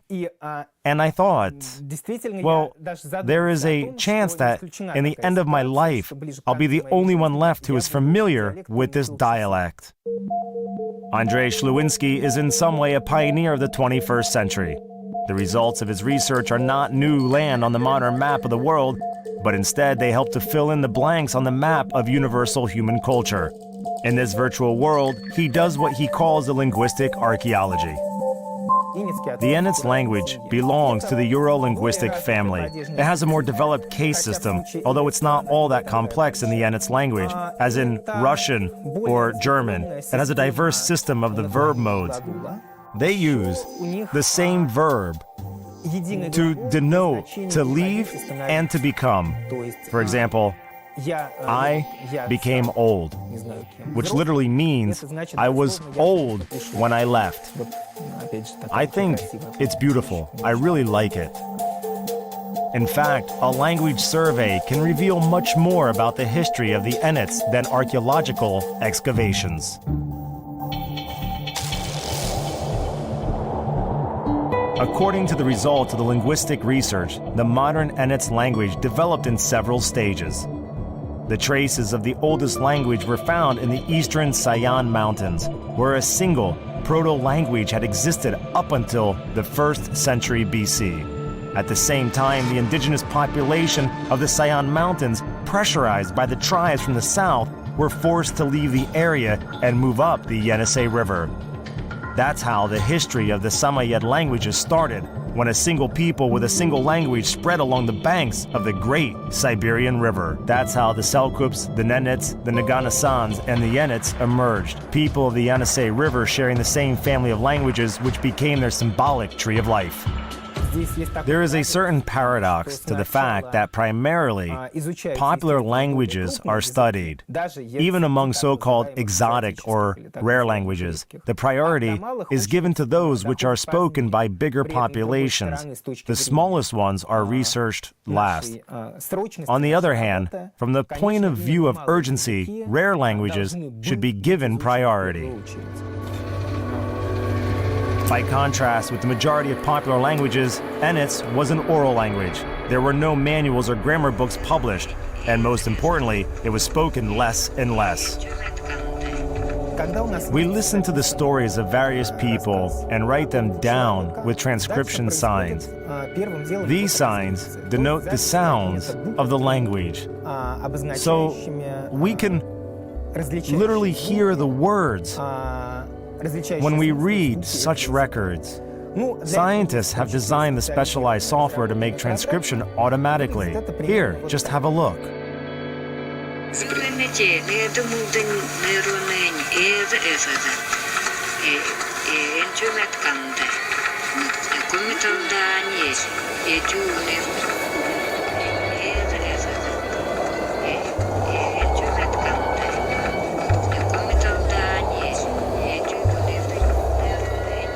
The researcher is sure that the preservation of any nation depends on the ability of the people to preserve the language of their past.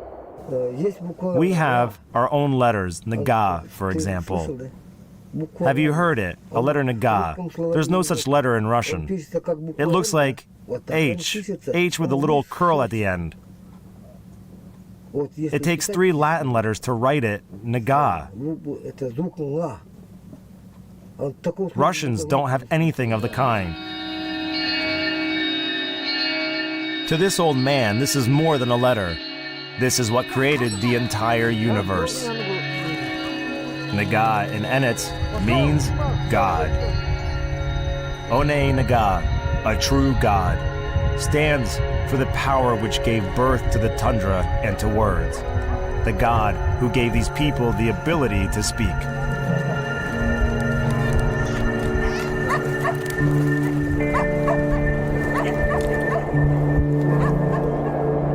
It has happened that this language has become the key and the only treasure of this small group of people who are gradually dissolving into the tundra. Roman likes to tell his grandson about his ancestors in the evenings. He calls his grandson Deli, which means a small white stone. We have a sacred place on the other side of the tundra. It is called Kaganaga, which means the Ridge of God.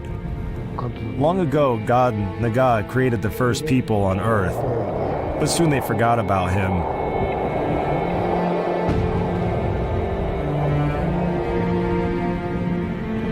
And so, Naga decided to destroy all humankind by flooding the entire earth.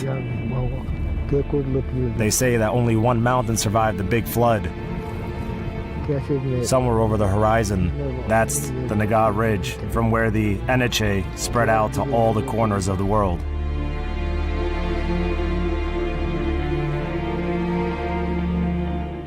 The past and the future easily and naturally interweave in the language of the forgotten ancestors.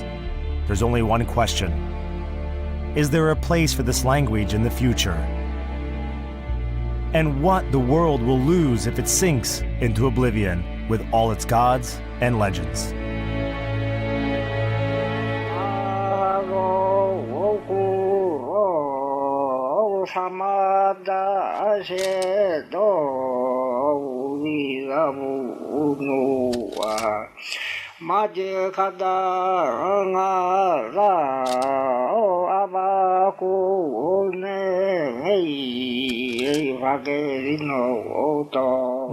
We are used to the extinction of certain biological species, like some insects, and we consider it a great loss.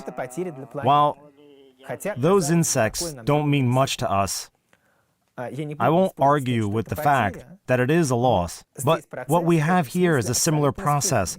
When a small language becomes extinct, it is equally a great loss to the planet. In fact, the loss that is all the more tragic as it is a loss of a human species, of us, not insects. The Enets may soon become such an extinct species of people. And it's not because there are only 200 of them left, but because there are fewer and fewer true people among them, the One and Chu, those who persevere in speaking the language of their ancestors despite the winds of change in the tundra. They are not part of the past, they live in the present, here and now. It has been and will be this way, while the One and Chu hear the name of their creator, One Naga, whispered by the winds blowing over their land.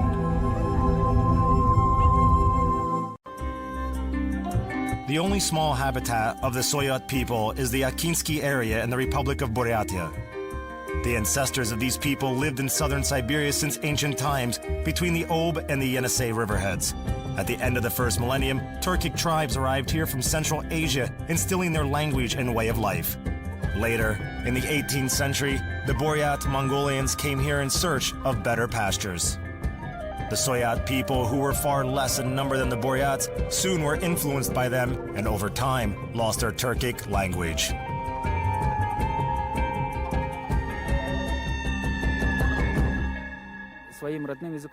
We consider the Buryat language to be our mother tongue. We've spoken it for over 300 years. When the two ethnic groups met, they decided to coexist amicably.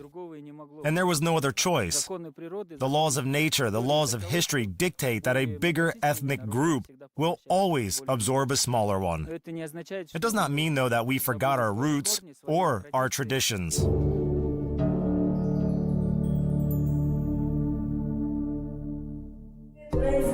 The school day is drawing to a close in the village school. Sarok is considered a large town here. It's surrounded by several smaller nomadic settlements scattered all around it. The nomadic children live and study in this boarding school 5 days a week. Thanks for the lesson. Goodbye. See you tomorrow. Goodbye. Goodbye. Today is Friday. The long-awaited weekend is approaching and the children are going home to their parents. There is no school bus though. Here, in the remote mountain area, one has to walk most of the time. Altana Dandakova, a 10th grade school student, is going on a long journey. Her house is located 20 kilometers away from the school. The girl is in a hurry. She has to catch up to her younger brother, Alamji, who has already left for his parents' settlement on his own.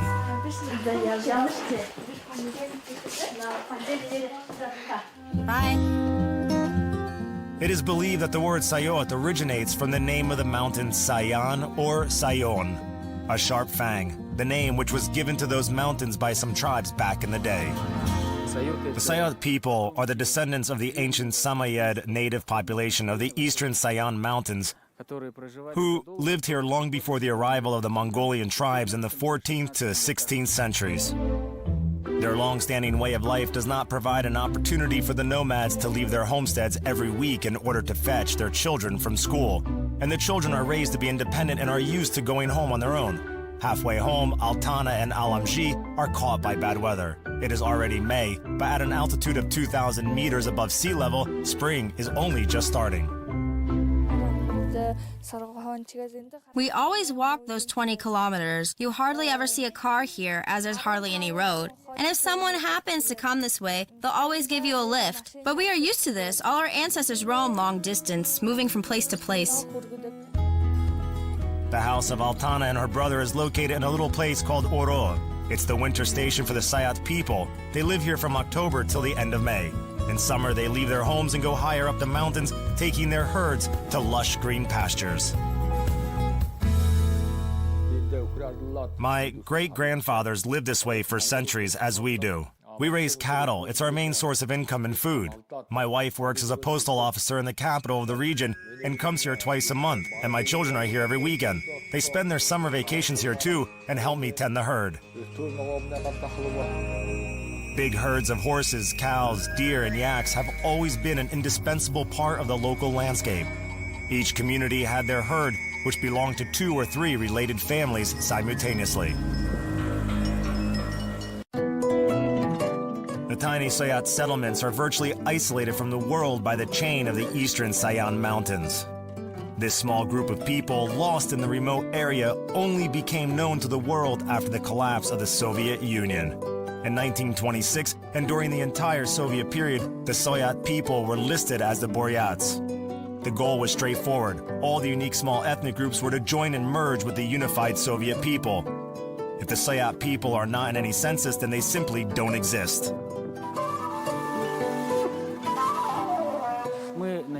We acquired the official status of an independent, small, indigenous ethnic group only in the year 2000 in March, when the Russian government passed the resolution to ratify the list of the indigenous minorities.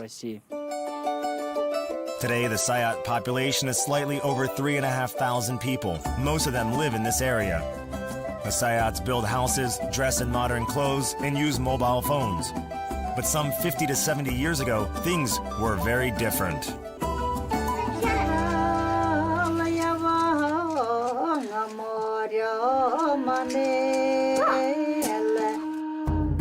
The Soyot families live in ursas, tents made from reindeer skin or tree bark. One ursa would house 3 generations. The grandmother usually sat by the cradle. A hanging cradle with a baby was unusual. It had mountings at the bottom so that it could be tied on the back of a horse during migrations. The nodules on the leather rope of the cradle signified the number of children who had slept in this cradle. The Soyots still use the utensils and household items that they used 300 years ago. A Soyot man can pack his things in 30 minutes and go to the taiga to hunt for 30 days or for 2 months. And he'll be fine. Long passages in remote locations do not scare them. They are born resilient. Altana and Alamji arrived home within a few hours. They are wet and tired, but there's no time to rest. They have to help their parents around the house. The weekend will fly past unnoticed, filled with work. The first thing for Alamji is to tend his favorite calves. During the week, they've grown up and forgotten the boy. That's why they are afraid and running away from him.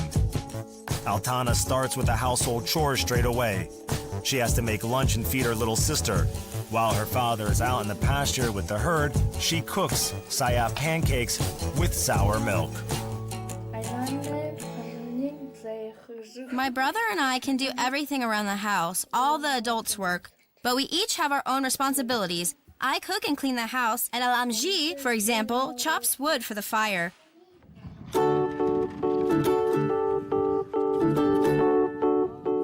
Alamji hasn't been to a hunt yet because he's too young, but he fishes. Together with his friends, he assembles some simple tackle and goes to the river.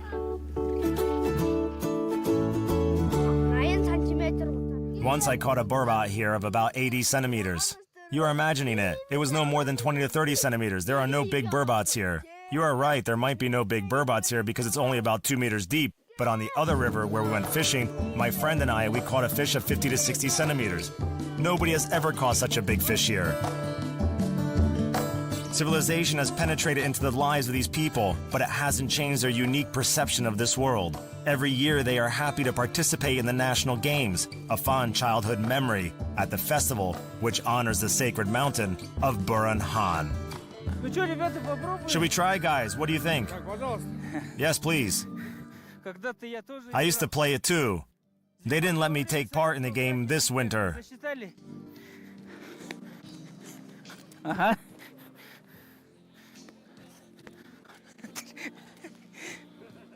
Who's the champion now? The winner must hit it for the longest time. 1. The clothes are getting in the way. The Soyots take pride in their national costume. Here, every ornament and every stitch has a meaning. Even the boots of the national costume have a special meaning. The toes are curved so that they don't disturb the soil and grass, and so it's not hurt by the sharp tips of the boot. In everyday life, the Soyots used to dress more humbly in clothes made of simple and cheap materials. They wear their bright national costumes only on special occasions.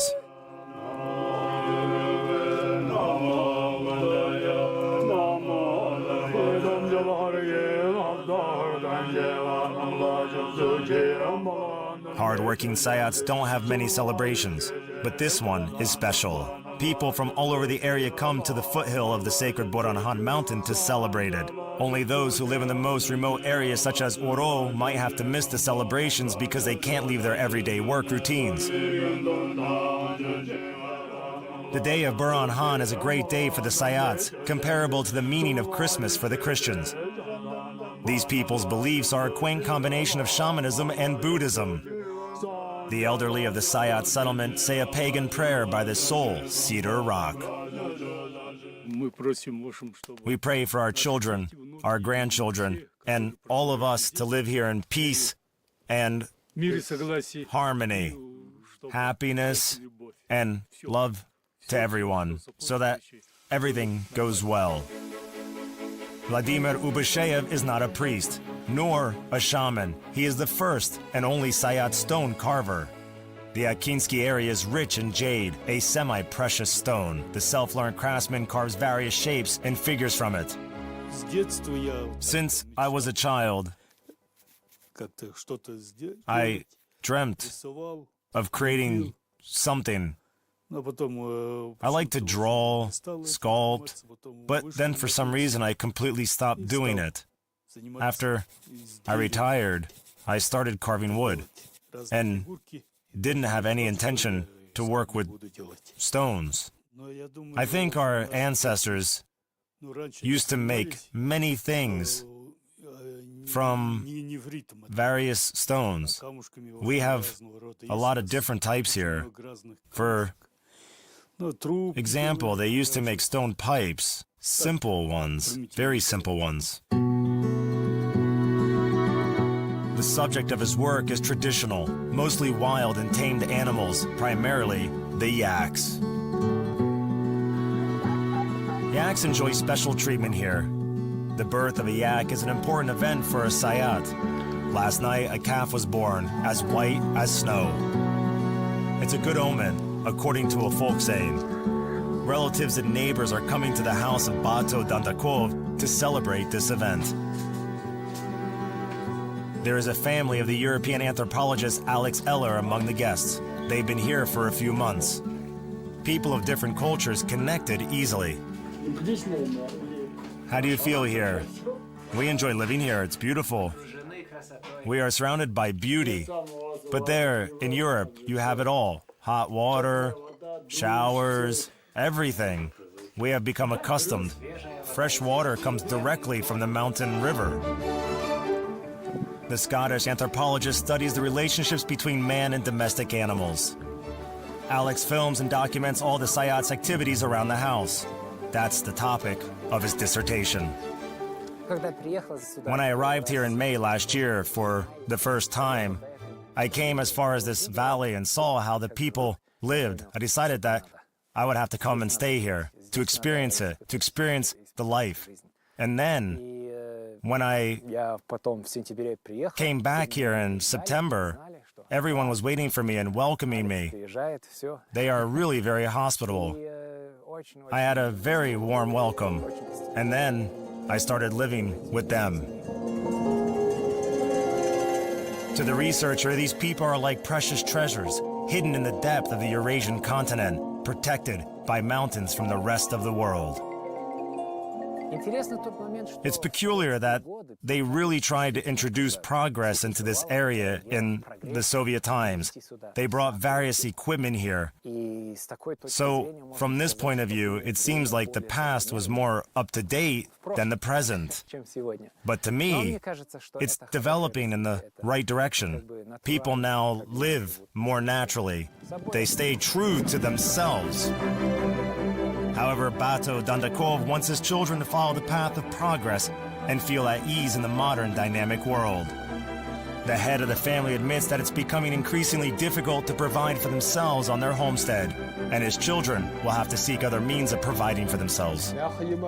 It's become more difficult recently.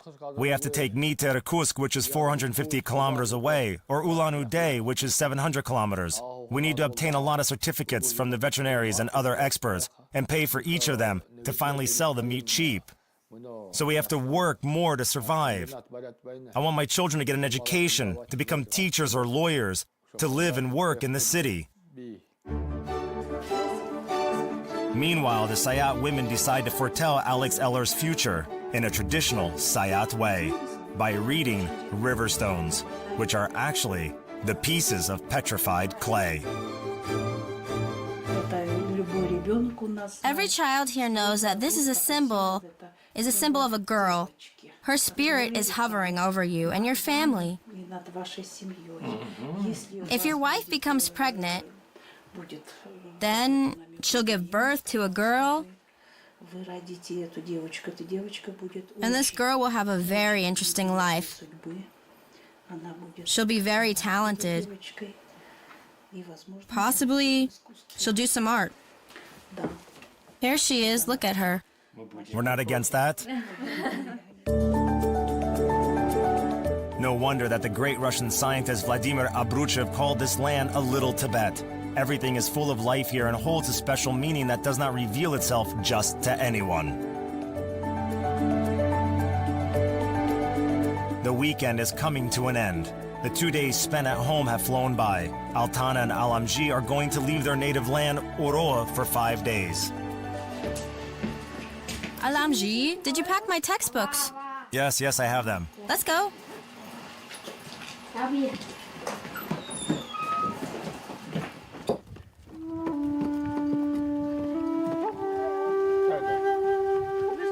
Bye, Father.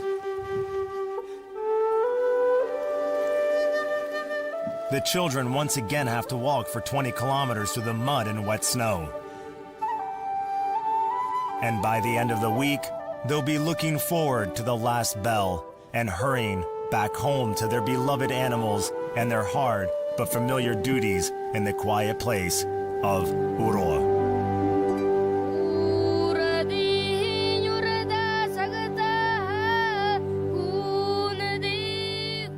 Like a songbird that is flying over the mountains, the clear voice of a young storyteller rings out. Once it becomes stronger and the sound more powerful, it will be heard from far away. He will tell everyone about the intrepid and industrious Soyot people, shaggy axe, and a nomadic lifestyle. He will tell them about a lost world where there is no fuss nor feud, filled with beauty and eternal harmony, about his fascinating native land, which is topped by the majestic and sacred Borinhan.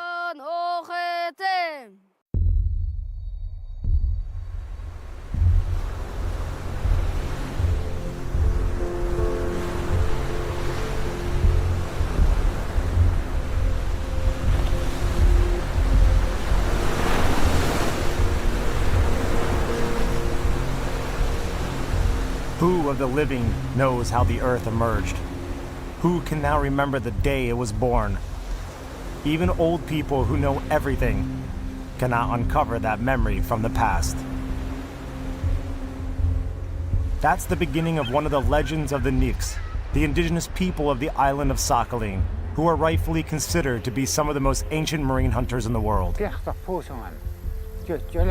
We mostly live by water, along the seashore or the banks of a river. There are berries there, and the forest is nearby. We don't go far out into the open sea. Only when we go hunting for seals in autumn. Then the water becomes heavier, and it's easier to catch them on the rookeries and in the sludge.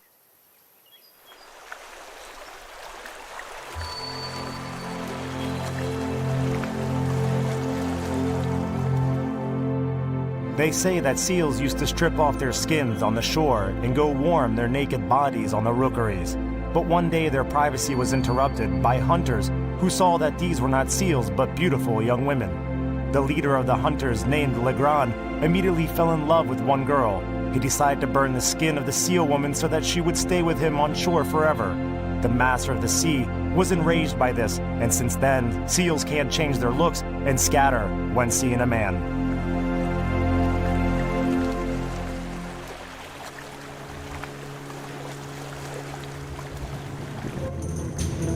Leonia, get ready. The seal's over there.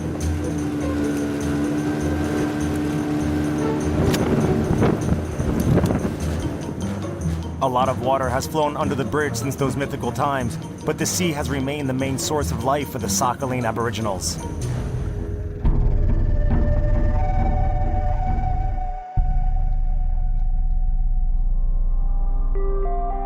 The Nivkhs are some of the most ancient people of the Far East. Archaeologists identify these people with the so-called Ojotsk culture. They emerged in the first millennium BC in the basin of the Amur River and spread out to the Sakhalin and the Kuriil Islands. The Nivkhs' ancestors settled by the sea or at river mouths. They went fishing and gathered berries. For hundreds of years, they lived by sea hunt and fishing.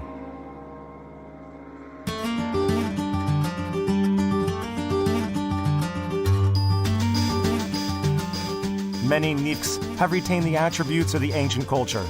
Most of them live in the north of Sakhalin in the village of Nekrasovka. According to the census of 2002, there were only 1,830 Nivkhs left on the island, with approximately the same number living on the mainland. But there's a different problem. Only 10% of them remember their native language, and that number is constantly decreasing.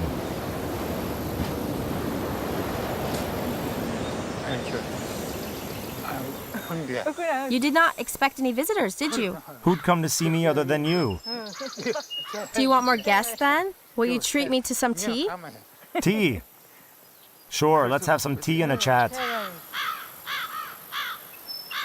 The old marine hunter is accustomed to solitude, which is only occasionally interrupted by his younger sister, who lives nearby.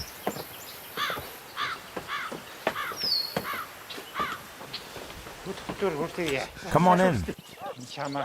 Sit down on the sofa. I'll brew the tea. Close the door, please.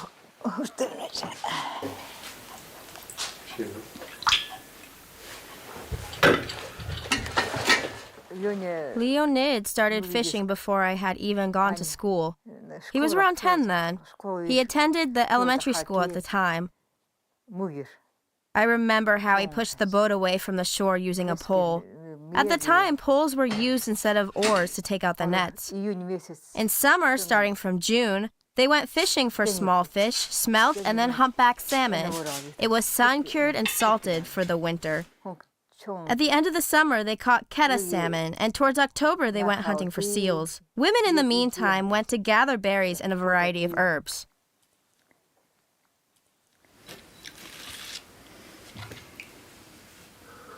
Today's treats are the rosehip tea and the unfailing autumn attribute, red caviar, or as it's jokingly called here, Nivkh marmalade.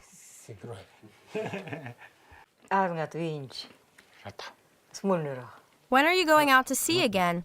One of these days. I'll finish repairing my motorbike and then go.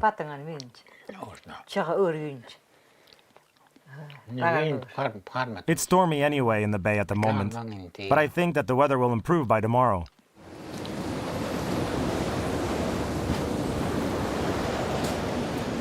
A good fisherman feels the sea, even if he's blind or deaf. Once there lived such an old man. He sat by the sea in the evenings waiting for the right wind. As soon as he felt cold running down his spine, he would throw out a net and pull it back full of fish.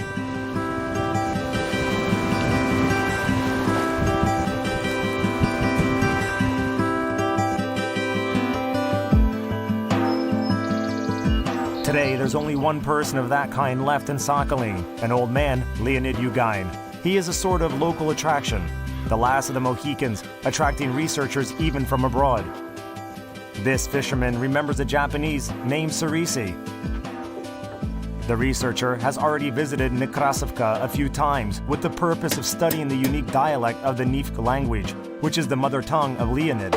The researcher asked him questions and recorded him speaking as they were having tea in the kitchen, or while the old man was busy repairing his motorbike in the garage. That's exactly what he's on now.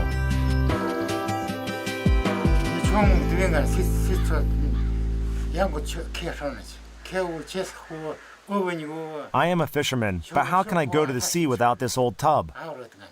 I can't carry the net on my shoulders, nor the oars. Where would I place them? That's why I made this thing, a sort of carry-cot. Looking at his broken trolley, the old man briefly hesitates. Most likely, he is thinking in his native Nivkh language. The Nivkh language has only two tenses, the future and the not future.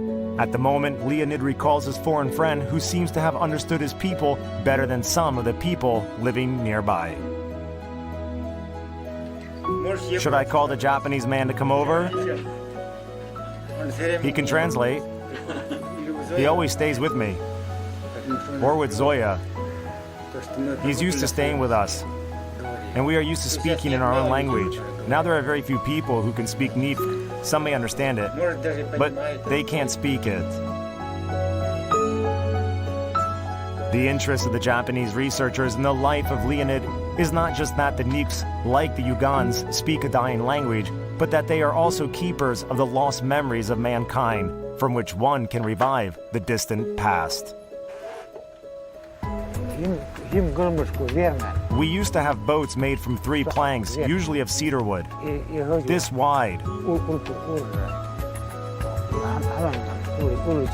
Cedar wood is robust, soft, and is easy to manipulate.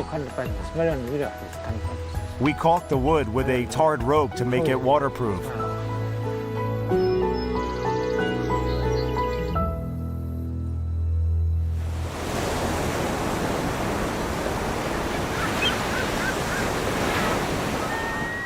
Volodya Velayan, the student of Leonid Yugain, is one of the best fishermen in the region. While the old man is repairing his motorbike, Volodya explores the rookeries for tomorrow's hunting. The northwest wind is blowing now. Usually we hunt for seals over there, where the low tide is in full force. There's a rookery in that place. Usually we go by 1 or 2 boats. There are at least 2 people per boat. One for the oars and the other to hold the gun and the harpoon. Sometimes both of us have harpoons, or a harpoon and a shotgun. You never know on which side of the boat the seal will appear. Usually we kill seals when the cold weather sets in, so that there's food for the dogs over winter, and so that we can stock up on fat for the cold days. As for the skins, that's the women's domain. They collect the pelts and fleece and make shoes. Mostly boots. At least they used to do that. Globalization dictates its own laws of fashion, and you're unlikely to meet a Nivkh dressed in a national costume. However, this doesn't stop the residents of Nekrasovka from studying the secrets of the ancient patterns at the local club of arts and crafts of indigenous people.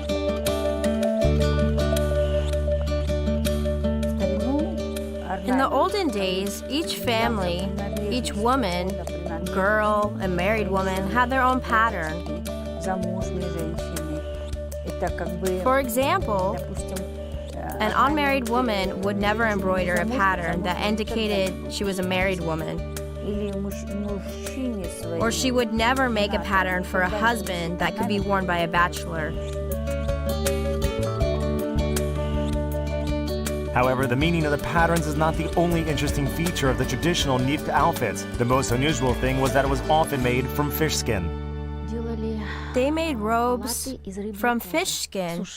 It was first dried, then crumpled for a long time. And then, only then, it could be sewed.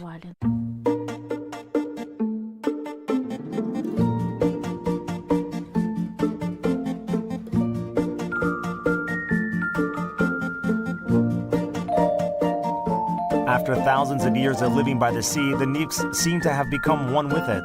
The designs on their clothes, their toys, their puppets are all damp with the salty smell of fish, including their musical instruments.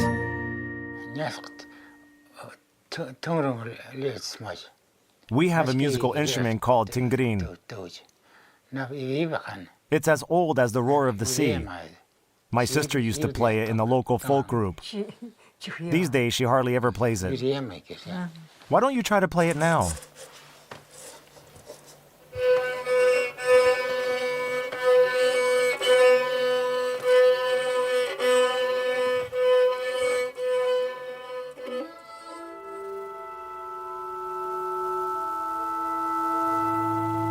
In the middle of the first millennium AD, the ancestors of the modern Nivkhs left Sakhalin in search of better lives and migrated south to the island of Hokkaido.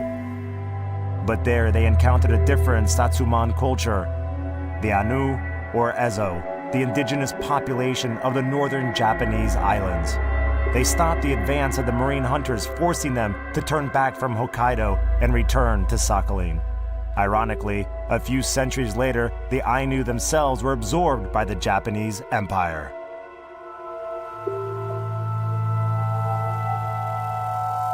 At the same time, the echo of the old Akhots culture is still perceptible here in the north of Sakhalin, the area frequented by the Japanese researchers that are searching for links to their primeval history. Although even this Nivkh melody does not sound as authentic as it used to.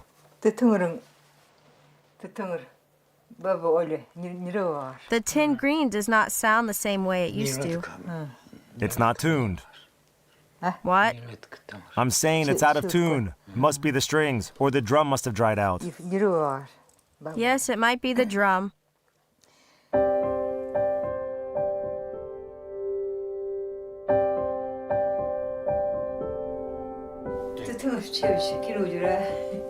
In fact, it's easy to play.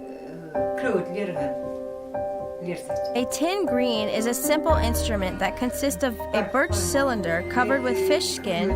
The string and the bow are made from fish tendons. One can easily play it. But when it comes to music, the situation is similar to that of a language. Once a melody is lost, restoring it is just as hard as recovering the vanishing words in Leonid's vocabulary.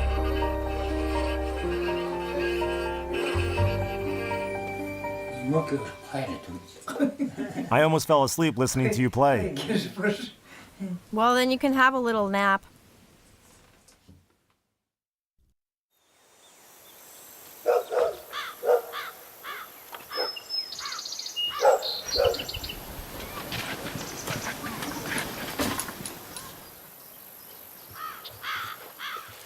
The next day, Leonid started to prepare for his trip early in the morning. Oars, a harpoon, a bag with the fishing gear, a gun, and an anchor.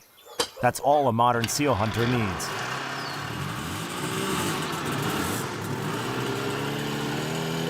Now the most important thing is for a favorable wind to start blowing.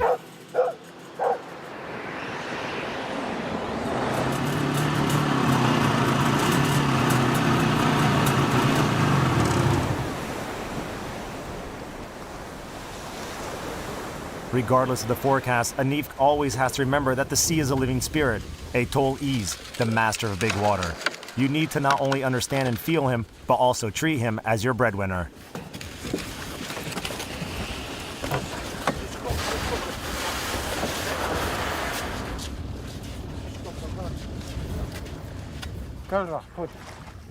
Before going out to sea, one has to feed the master of the water to appease his spirit.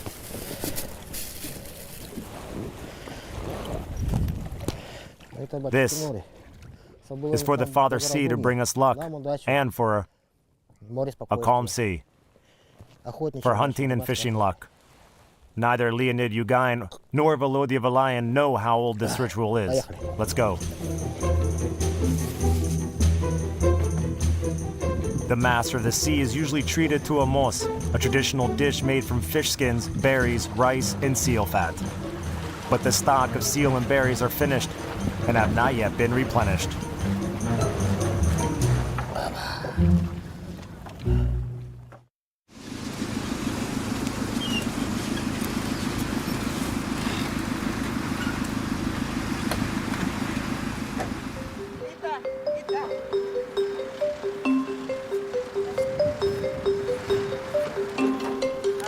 September and October are not only the hunting and fishing season, but also the peak time to collect berries, taiga berries and cranberries, or siksa, as the locals call it.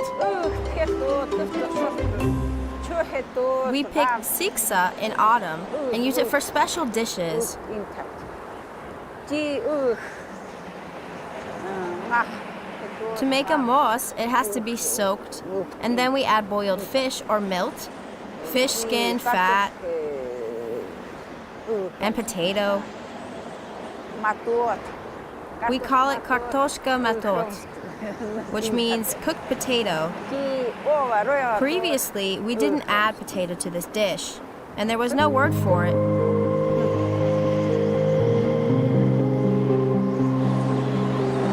In addition to siksa, which has always been found here, we've always had those small conifer trees and osier and other rare trees as rare as the Nivkh people like large trees. According to a legend, the first Nivkh, which literally means a man, emerged from the resin of this tree. That's why the taiga is as sacred for them as the sea.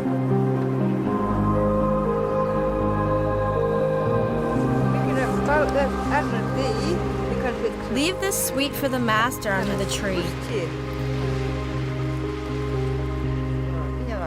That's it. Let him enjoy it and allow us to pick berries today. What's happening now can be called an offering to the spirits of the forest, done to appease the spirits in order to pick a lot of berries and to catch a lot of fish.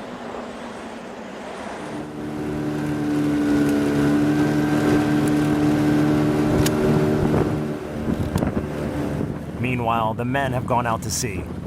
Volodya spotted a shoal of seals in the rookery, while Leonid sat on the bow of the boat holding his gun ready. The hunting will start shortly.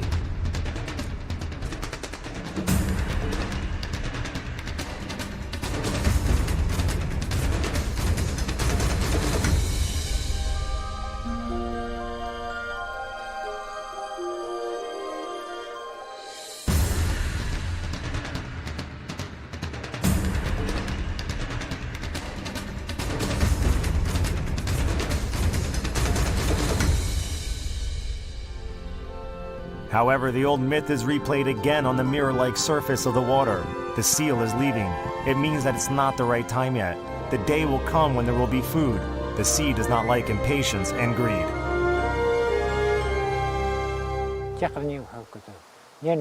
We never killed a large quantity of seals.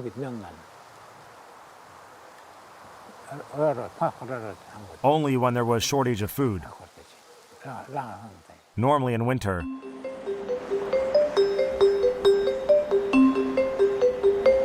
the women are more successful. They found a good crop and settled there.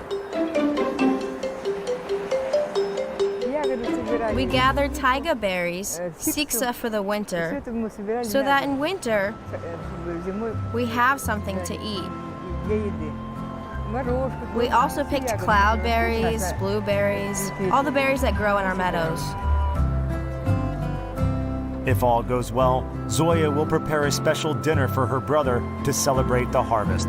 Leonid just complained that the tradition of holding those dinners is long forgotten.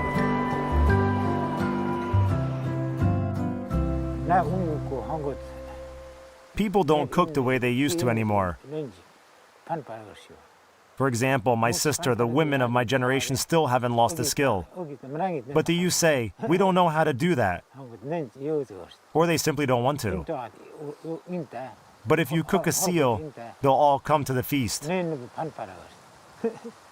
Everyone likes to eat. Unfortunately, things at sea did not go as the old man Leonid had planned. Being a fisherman, he can't return empty-handed. Together with Volodya, they go to the other side of the Palmer Bay to try their luck with the nets there.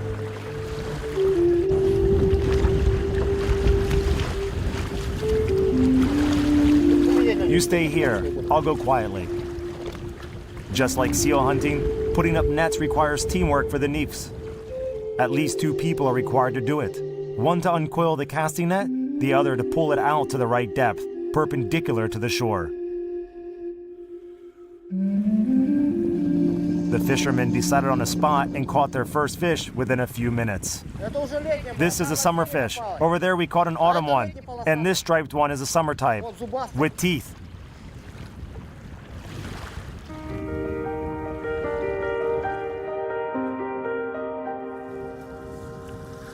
For Leonid, this is more than mere fishing. It is a date with his beloved element, the sea, which his life is strongly connected to, living at the water's edge.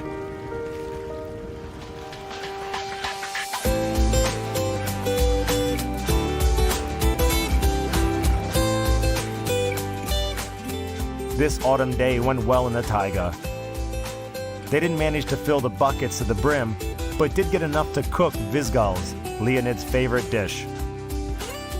Now all that's left is to decide who will be cooking it. Are you going to cook? No, not me. She'll do it. Zoya, don't pass the buck. You're the best cook here.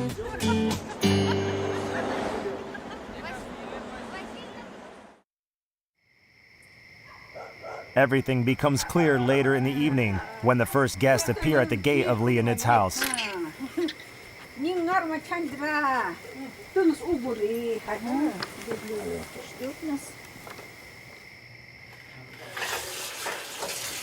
They arrive to find a true feast.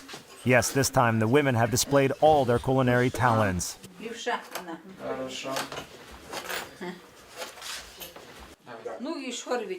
Muvi was taken to the table, and the vizgals made of siksa is ready. There's also raw fish, ya mahara. We serve it like that.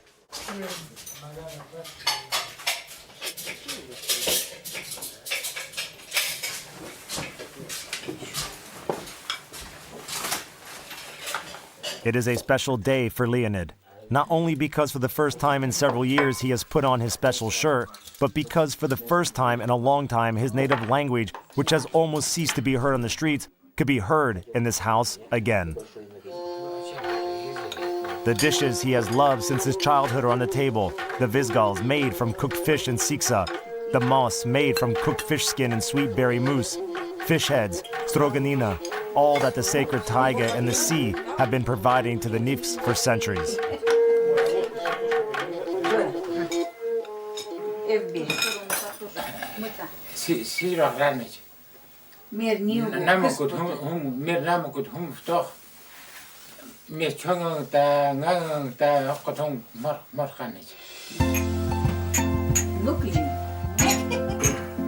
This toast does not require a translation. It's enough to see the happy faces of those rare people.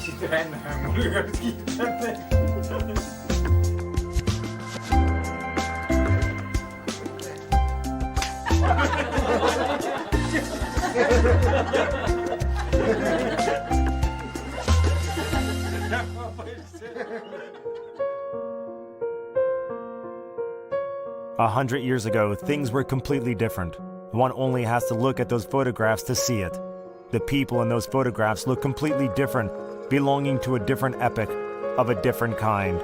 A lot has changed in their everyday lives, yet their faces remain the same.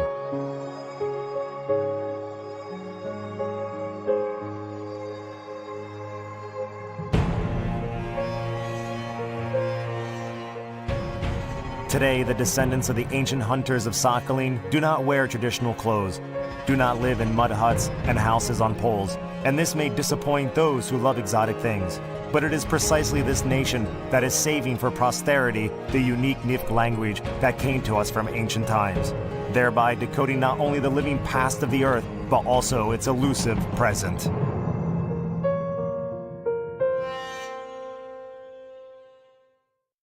Each mountain, each rock, each blade of grass has its own spirit, called Izi in our language.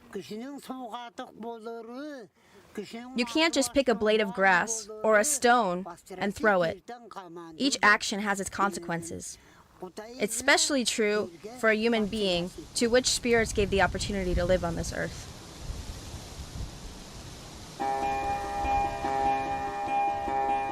According to the census of 2010, there are only 3,712 Telengits.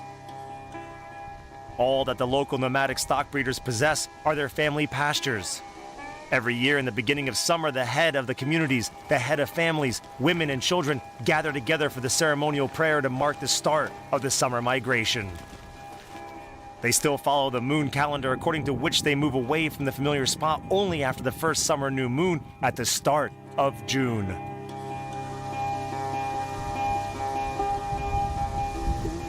All that people need to do is stop asking nature for more. Otherwise, the balance between the world of people and the world of spirits will become distorted. Unfortunately, modern people stopped understanding the way that the world functions. They are all like flowers, which don't have time to sow seeds and nourish their roots. That's why their dreams become shallow too.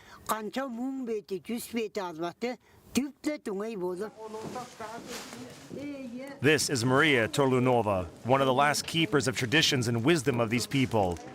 The Telengits address her as Dian Adiezi, the elder sister. They prefer calling her not a shaman, but the guardian of the people. It is the elder sister who chooses the place and date for the rituals similar to this one. For the first time in many years, she has moved them to a much later date. It is due to the unusually dry spell in the valley and the ongoing snowfalls in the mountains.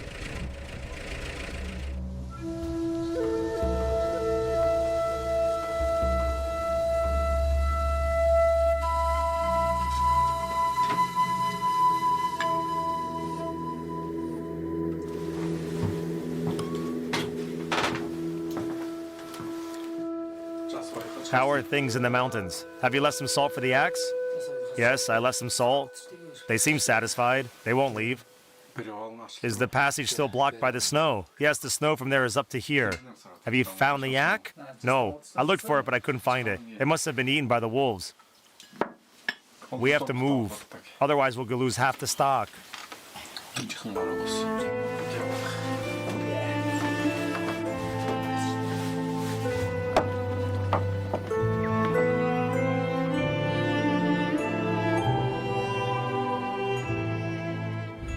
I am Sana. My brothers are Chechen and Renat. My father is Vladimir. My grandfather is Biche. We come from a family of Akiobiak. Before we had two communities, the Sergei, which means vigorous, and Melche, which means herdsman. In Soviet times, we were given Russian names, Sergeyev, Malchinov. Our ancestors tended their cattle here, in the valley of the Elengash River. We are moving from here to the source of the sacred river of life at the foot of our Dian Iektu mountain. To save the yaks who graze at the foot of the sacred mountain from the wolves, we need to move to our summer location in time. If it snows again, their herders will be cut off from the summer pastures for at least another week. Sana makes the decision to relocate. He is the head of the community, even though he is only 23 years old. People mature fast in the mountains. Anything can happen here, of course. But my son will manage. We believe in him. Our uncle appointed him as the head of the family. And he trusted him with our pastures, those family lands, for a reason. Sana has to save the stock, living up to his uncle's expectations. He also needs to appeal for blessing to the ancestors, long deceased, yet having left mysterious carvings behind. The family of the herders treat this place as the sacred place of the ancestors.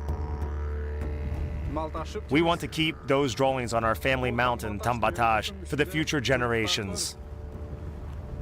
During our stay here in winter, we watch them so that no strangers can come up here and spoil them or make strange inscriptions on them.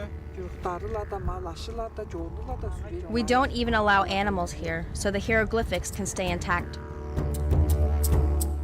The age of the rock carvings is between a few dozen and a few thousand years old. Those carvings were made in Tanmundash by ancient people. See this camel rider? Look at how beautifully the neck is carved. This is a mountain goat. And again, a horseback rider. Next to him is a wild sheep. This is a hunting scene. By contrast to the Neolithic age classics, modern art is easy to understand. First of all, due to the unexpected story on the lifestyle of the nomadic people. There are also hieroglyphics of this kind. A car, a nomad's truck, here.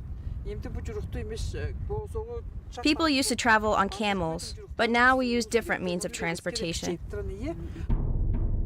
This is really so. The drawings of a local Malevich reflect the present, not the past. The present, which does not last the way those mountains do.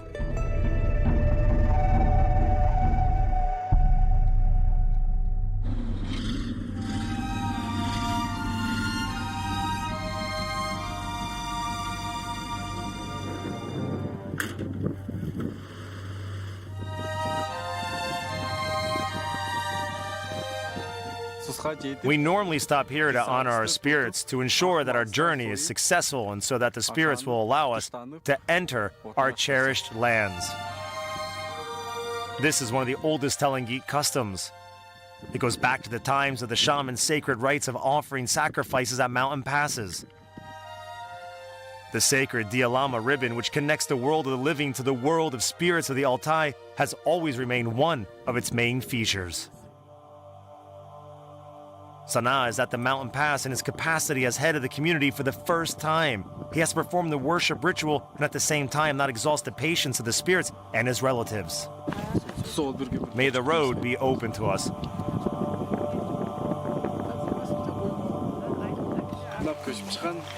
May the road be open to us. May our animals graze peacefully and peace be in our valley.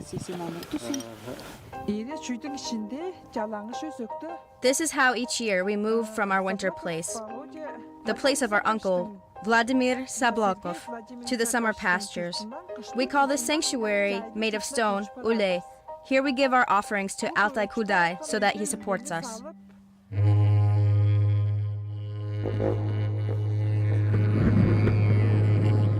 The Mongols, Burats, Khalkha, and other nomadic people of Asia called those sanctuaries Obu, which literally means heap or pile. They are located on the roads on the mountain passes. They believe the piles symbolize the way to spiritual cleansing.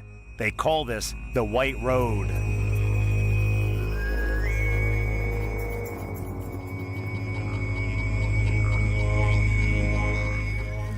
We will need to prepare the place. Have you got everything? When we get there, we will make an urt and kill a lamb. In the meantime, let's go by horseback. It is around 10 kilometers to the sacred mountain of Yektu. The biggest part of the journey is done.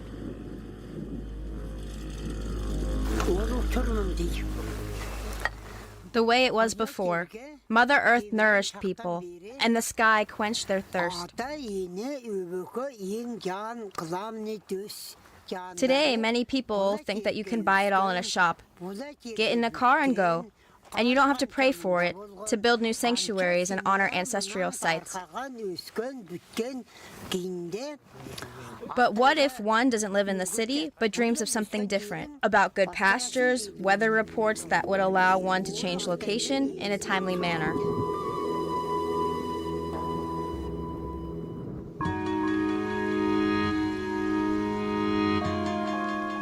You can't buy good weather despite technological progress in meteorology. I guess that is why new sanctuaries keep appearing on the maps of the Chuvas Steppe. One appeared recently in the mountain area of Ortalik.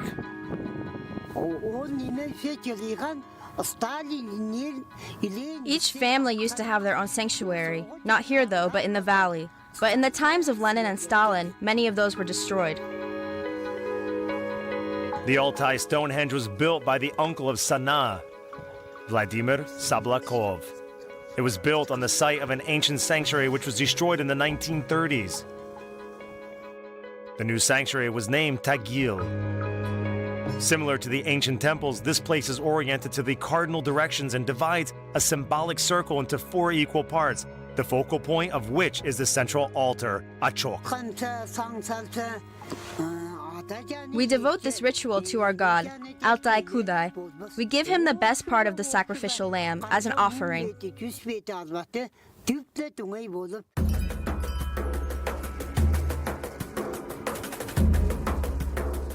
This modern ritual follows the ancient canons and starts with the burning of juniper branches.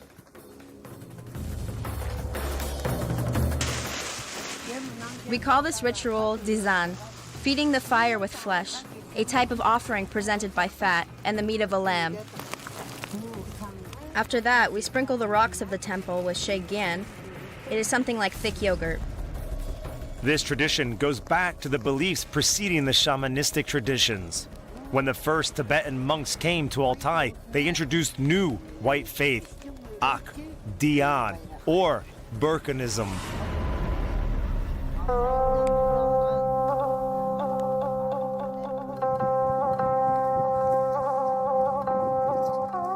Burkanism followers come here from all over the country.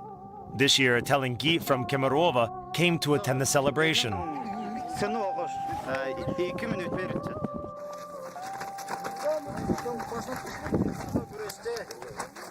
He is not fighting for the white faith. He's rather looking for its roots in the Chuvas Steppe, where people have both feet firmly on the ground, surviving despite everything.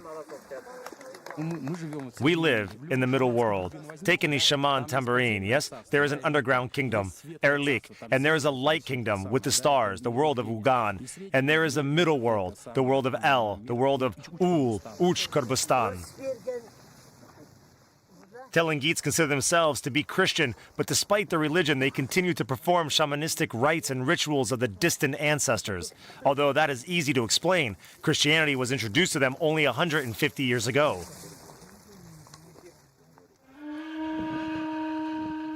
For thousands of years, the legends and beliefs of all world religions have been intertwined and merged in the Chuvas Steppe.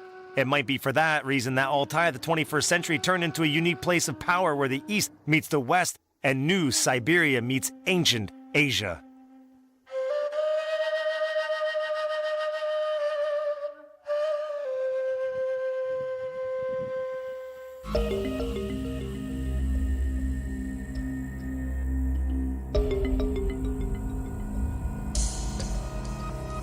Since time immemorial, the Scythians, the Huns, the Sarmatians, and the ancient Turkomen were buried here.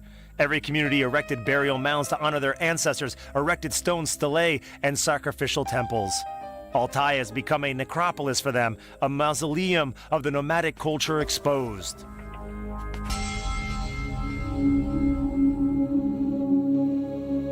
Some of the exhibits were, however, moved from the sacred plateau to the village museum in Kakoria. It was established only half a century ago by the efforts of the local school teacher Krai Bedinov, who continues to expand this collection diligently. Let's say many of those artifacts were found by us, the members of the club. For instance, this, the sculpture of the ancient Turkic warrior. You know, we discovered it right here, close to the village when they were building a shop there. They threw it out. We found it and placed it here. The ancient, a sculpture of an ancient Turkic warrior. It dates back to the 6th century before Christ. That's it. Another example, we found artifacts such as petroglyphs. I found this one myself in the mountains and brought it to the museum.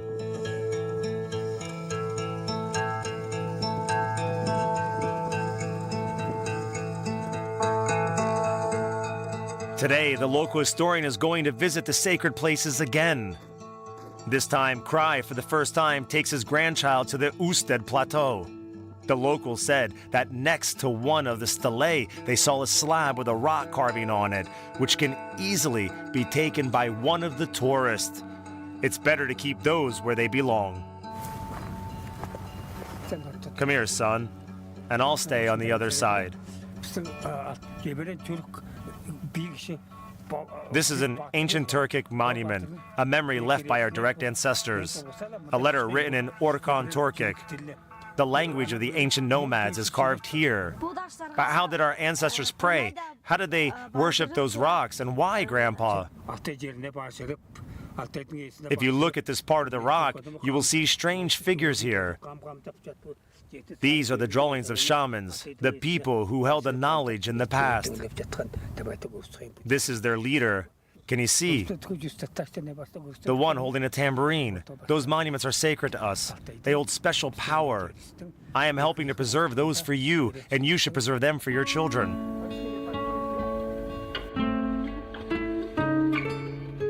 The grandson of Krai is still too young to grasp the meaning of those words.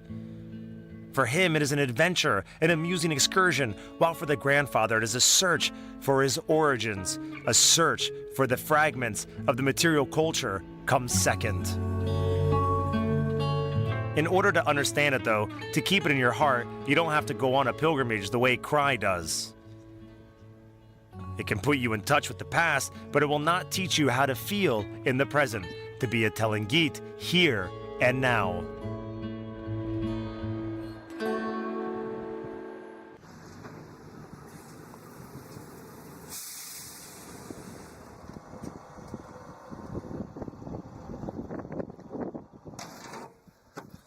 The success of a 23-year-old head of the family of Akakibiok, who was trusted with guiding the whole community, testifies that one can feel secure not only about the present, but also about the future of this nomadic people.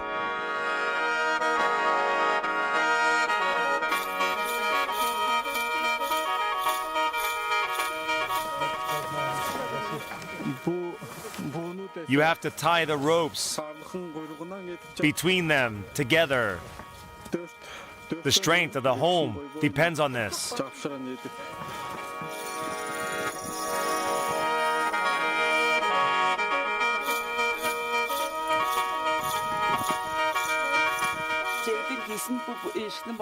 Can you see up there? It's a symbol of our family. We inherited it from our mother. She said that it shows the circles of never-ending change and location, of eternity. Yes, it looks like an 8. This drawing protected our ancestors in their travel, and it will protect us while we're following their path. While we're not stopping and settling down, and since we haven't traded our yurts for houses.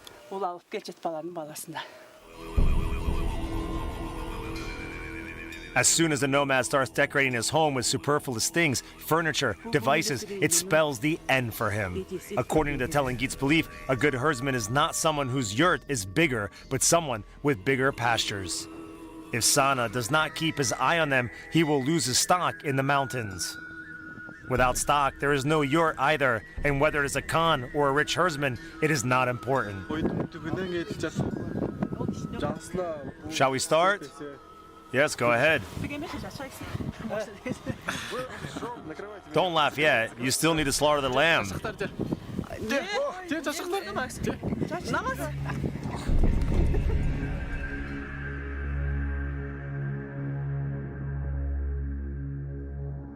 A shepherd is one of the oldest occupations on earth.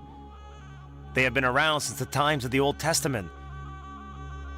The herders of the Chuya steppe are not biblical characters and far from being shepherds of human souls. But they've inherited something which is no less valuable, the memory of their ancestors.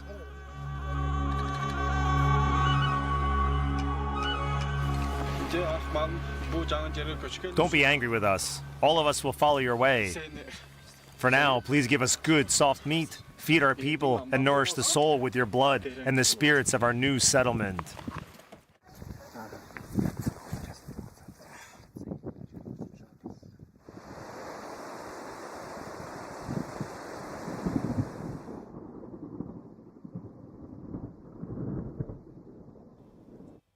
It sounds like a prayer, an appeal to the spirits and a request to bless this sacrifice.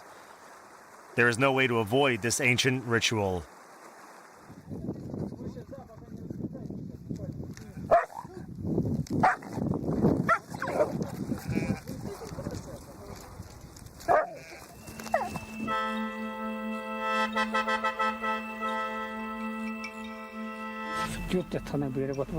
Here is the petroglyph the herdsman told me about. Look how well it has endured. The eagle's at the bottom and the horse without a rider is on the upper part. It represents the ancient idea of the sky and the earth, a symbol of celestial flight and living on earth. Hold it. Enjoy the art of the ancient people. If you look under your feet, you can discover a lot here. Can you see those hearths? Our ancestors performed sacred rituals here. There were hundreds of hearths here before. Have a look, one next to another. Hundreds of tribes came to this valley and prayed to these spirits. And we need to pray to save those monuments. This is the altar of our ancestors.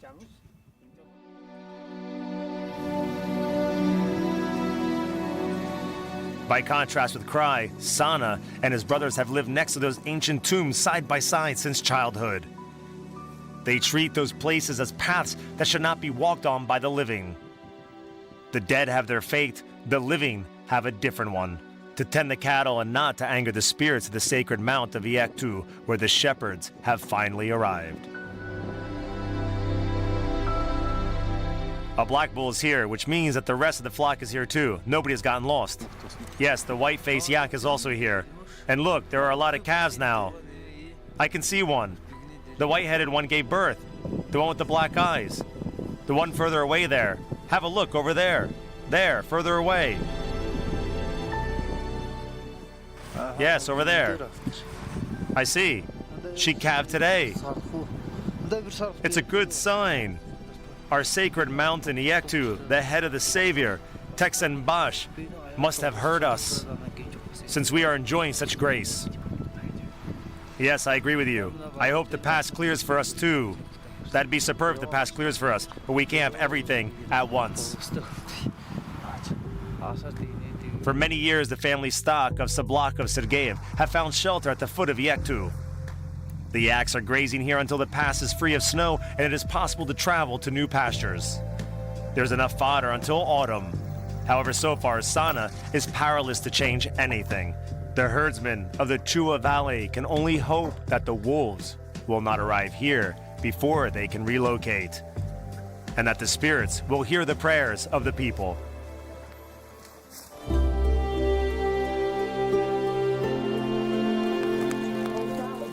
Those three stories appear to be completely different, but they are connected by something grand, the Chua steppe, its past, present, and future.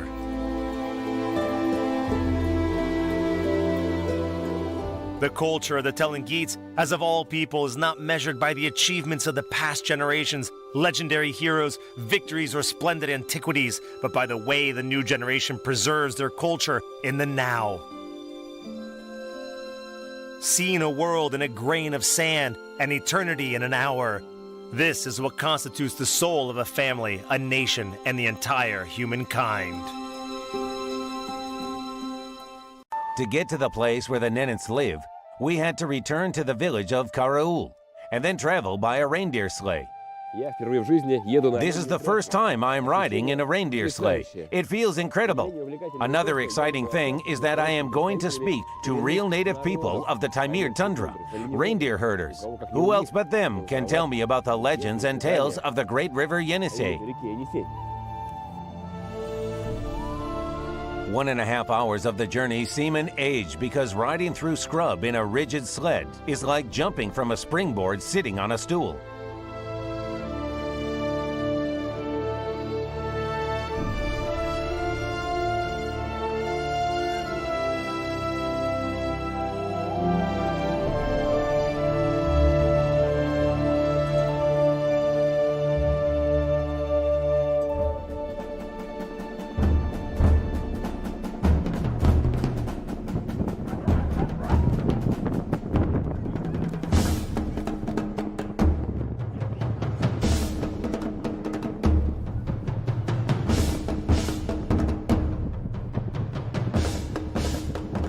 I have just arrived at a nomad camp, and it looks like I am witnessing a very interesting ritual. I hope I will be told what is going on. Can you explain? What's there in that mug? Is it blood? Blood, yeah. Of a reindeer? A deer.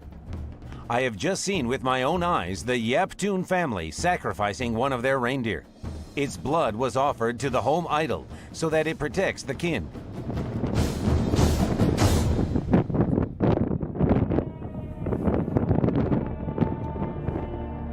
After the deity is fed, everybody, even children, must drink some sacrificial blood. It is prohibited to unwrap it. And a stranger must not touch it, right? Once a year, you know. Once a year? Well, in some cases, for example, if someone is sick, a reindeer is slaughtered, blood is smeared all over.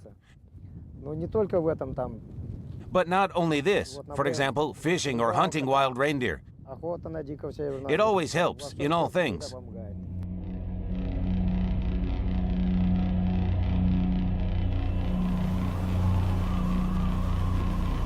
Epochs flew like an instant against the background of these motionless expanses, and the Nenets, who have been grazing reindeer for 1,000 years here. 40 people live in this camp. 3 kin families, the Yaptun, the Voyenga, and the Yari. Cell phones and snowmobiles are the only tools provided by modern civilization. Like everyone else, Yuri Yaptun could move to the city. But for those born in the tundra, nomad life is a calling. When I spend 3 days in town or a village, I want to go back to the tundra, and I can do nothing about it. Thousands of families and 500,000 of reindeer are now nomadizing throughout the vast expanses from the Kola Peninsula to Taimyr. This long-standing lifestyle could not be changed even at the beginning of the 20th century, when the free Nenets people were driven to collective farms and shamans were prosecuted like criminals. What happened to them during the revolution? They were all imprisoned, taken to Krasnoyarsk. They froze to death there.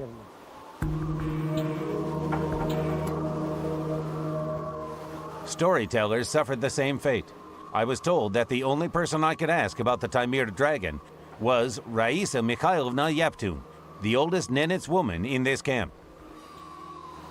Raisa Mikhailovna has 10 children and many grandchildren. She does not remember exactly. The old Nenets woman has been nomadizing in the Yenisei tundra since her parents married her off. When her husband was alive, folklore expeditions came there to see him, to listen to and record some Nenets legends.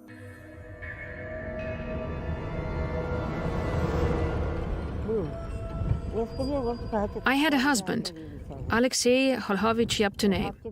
He knew about all the Nenets legends, about all the creatures you're looking for, and he was a knowledge keeper. I don't know anything. I never listened to him. My duty is to take care of the tent. I can't listen or gaze around. Seek those like my husband. Look for the storytellers.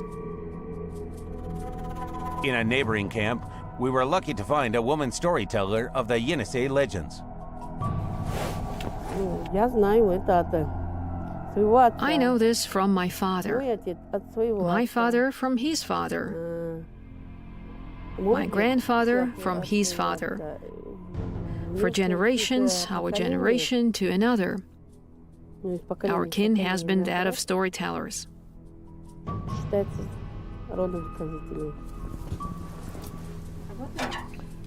All neighbors, from small children to 100-year-old men and women, used to gather in her grandfather's tent. In silence, to the sound of the fire in the hearth, people listened to ancient legends. Apart from giants, there are also creatures named Shifertia in the Nenets mythology. According to a legend, they lived here before the Nenets, the Enets, and all those other ethnic groups came. And when people came, they left, they disappeared.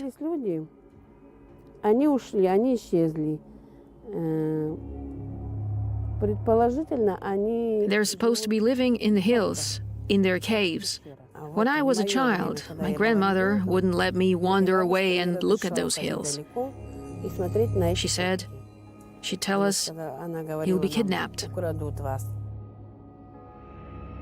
And here it is at last, the ancient legend of the Lord of Yenisei, the Taimyr dragon. It really exists and is still remembered.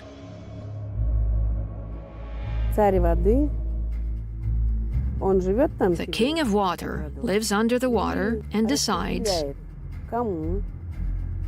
what to give to each family, what to put in their nets.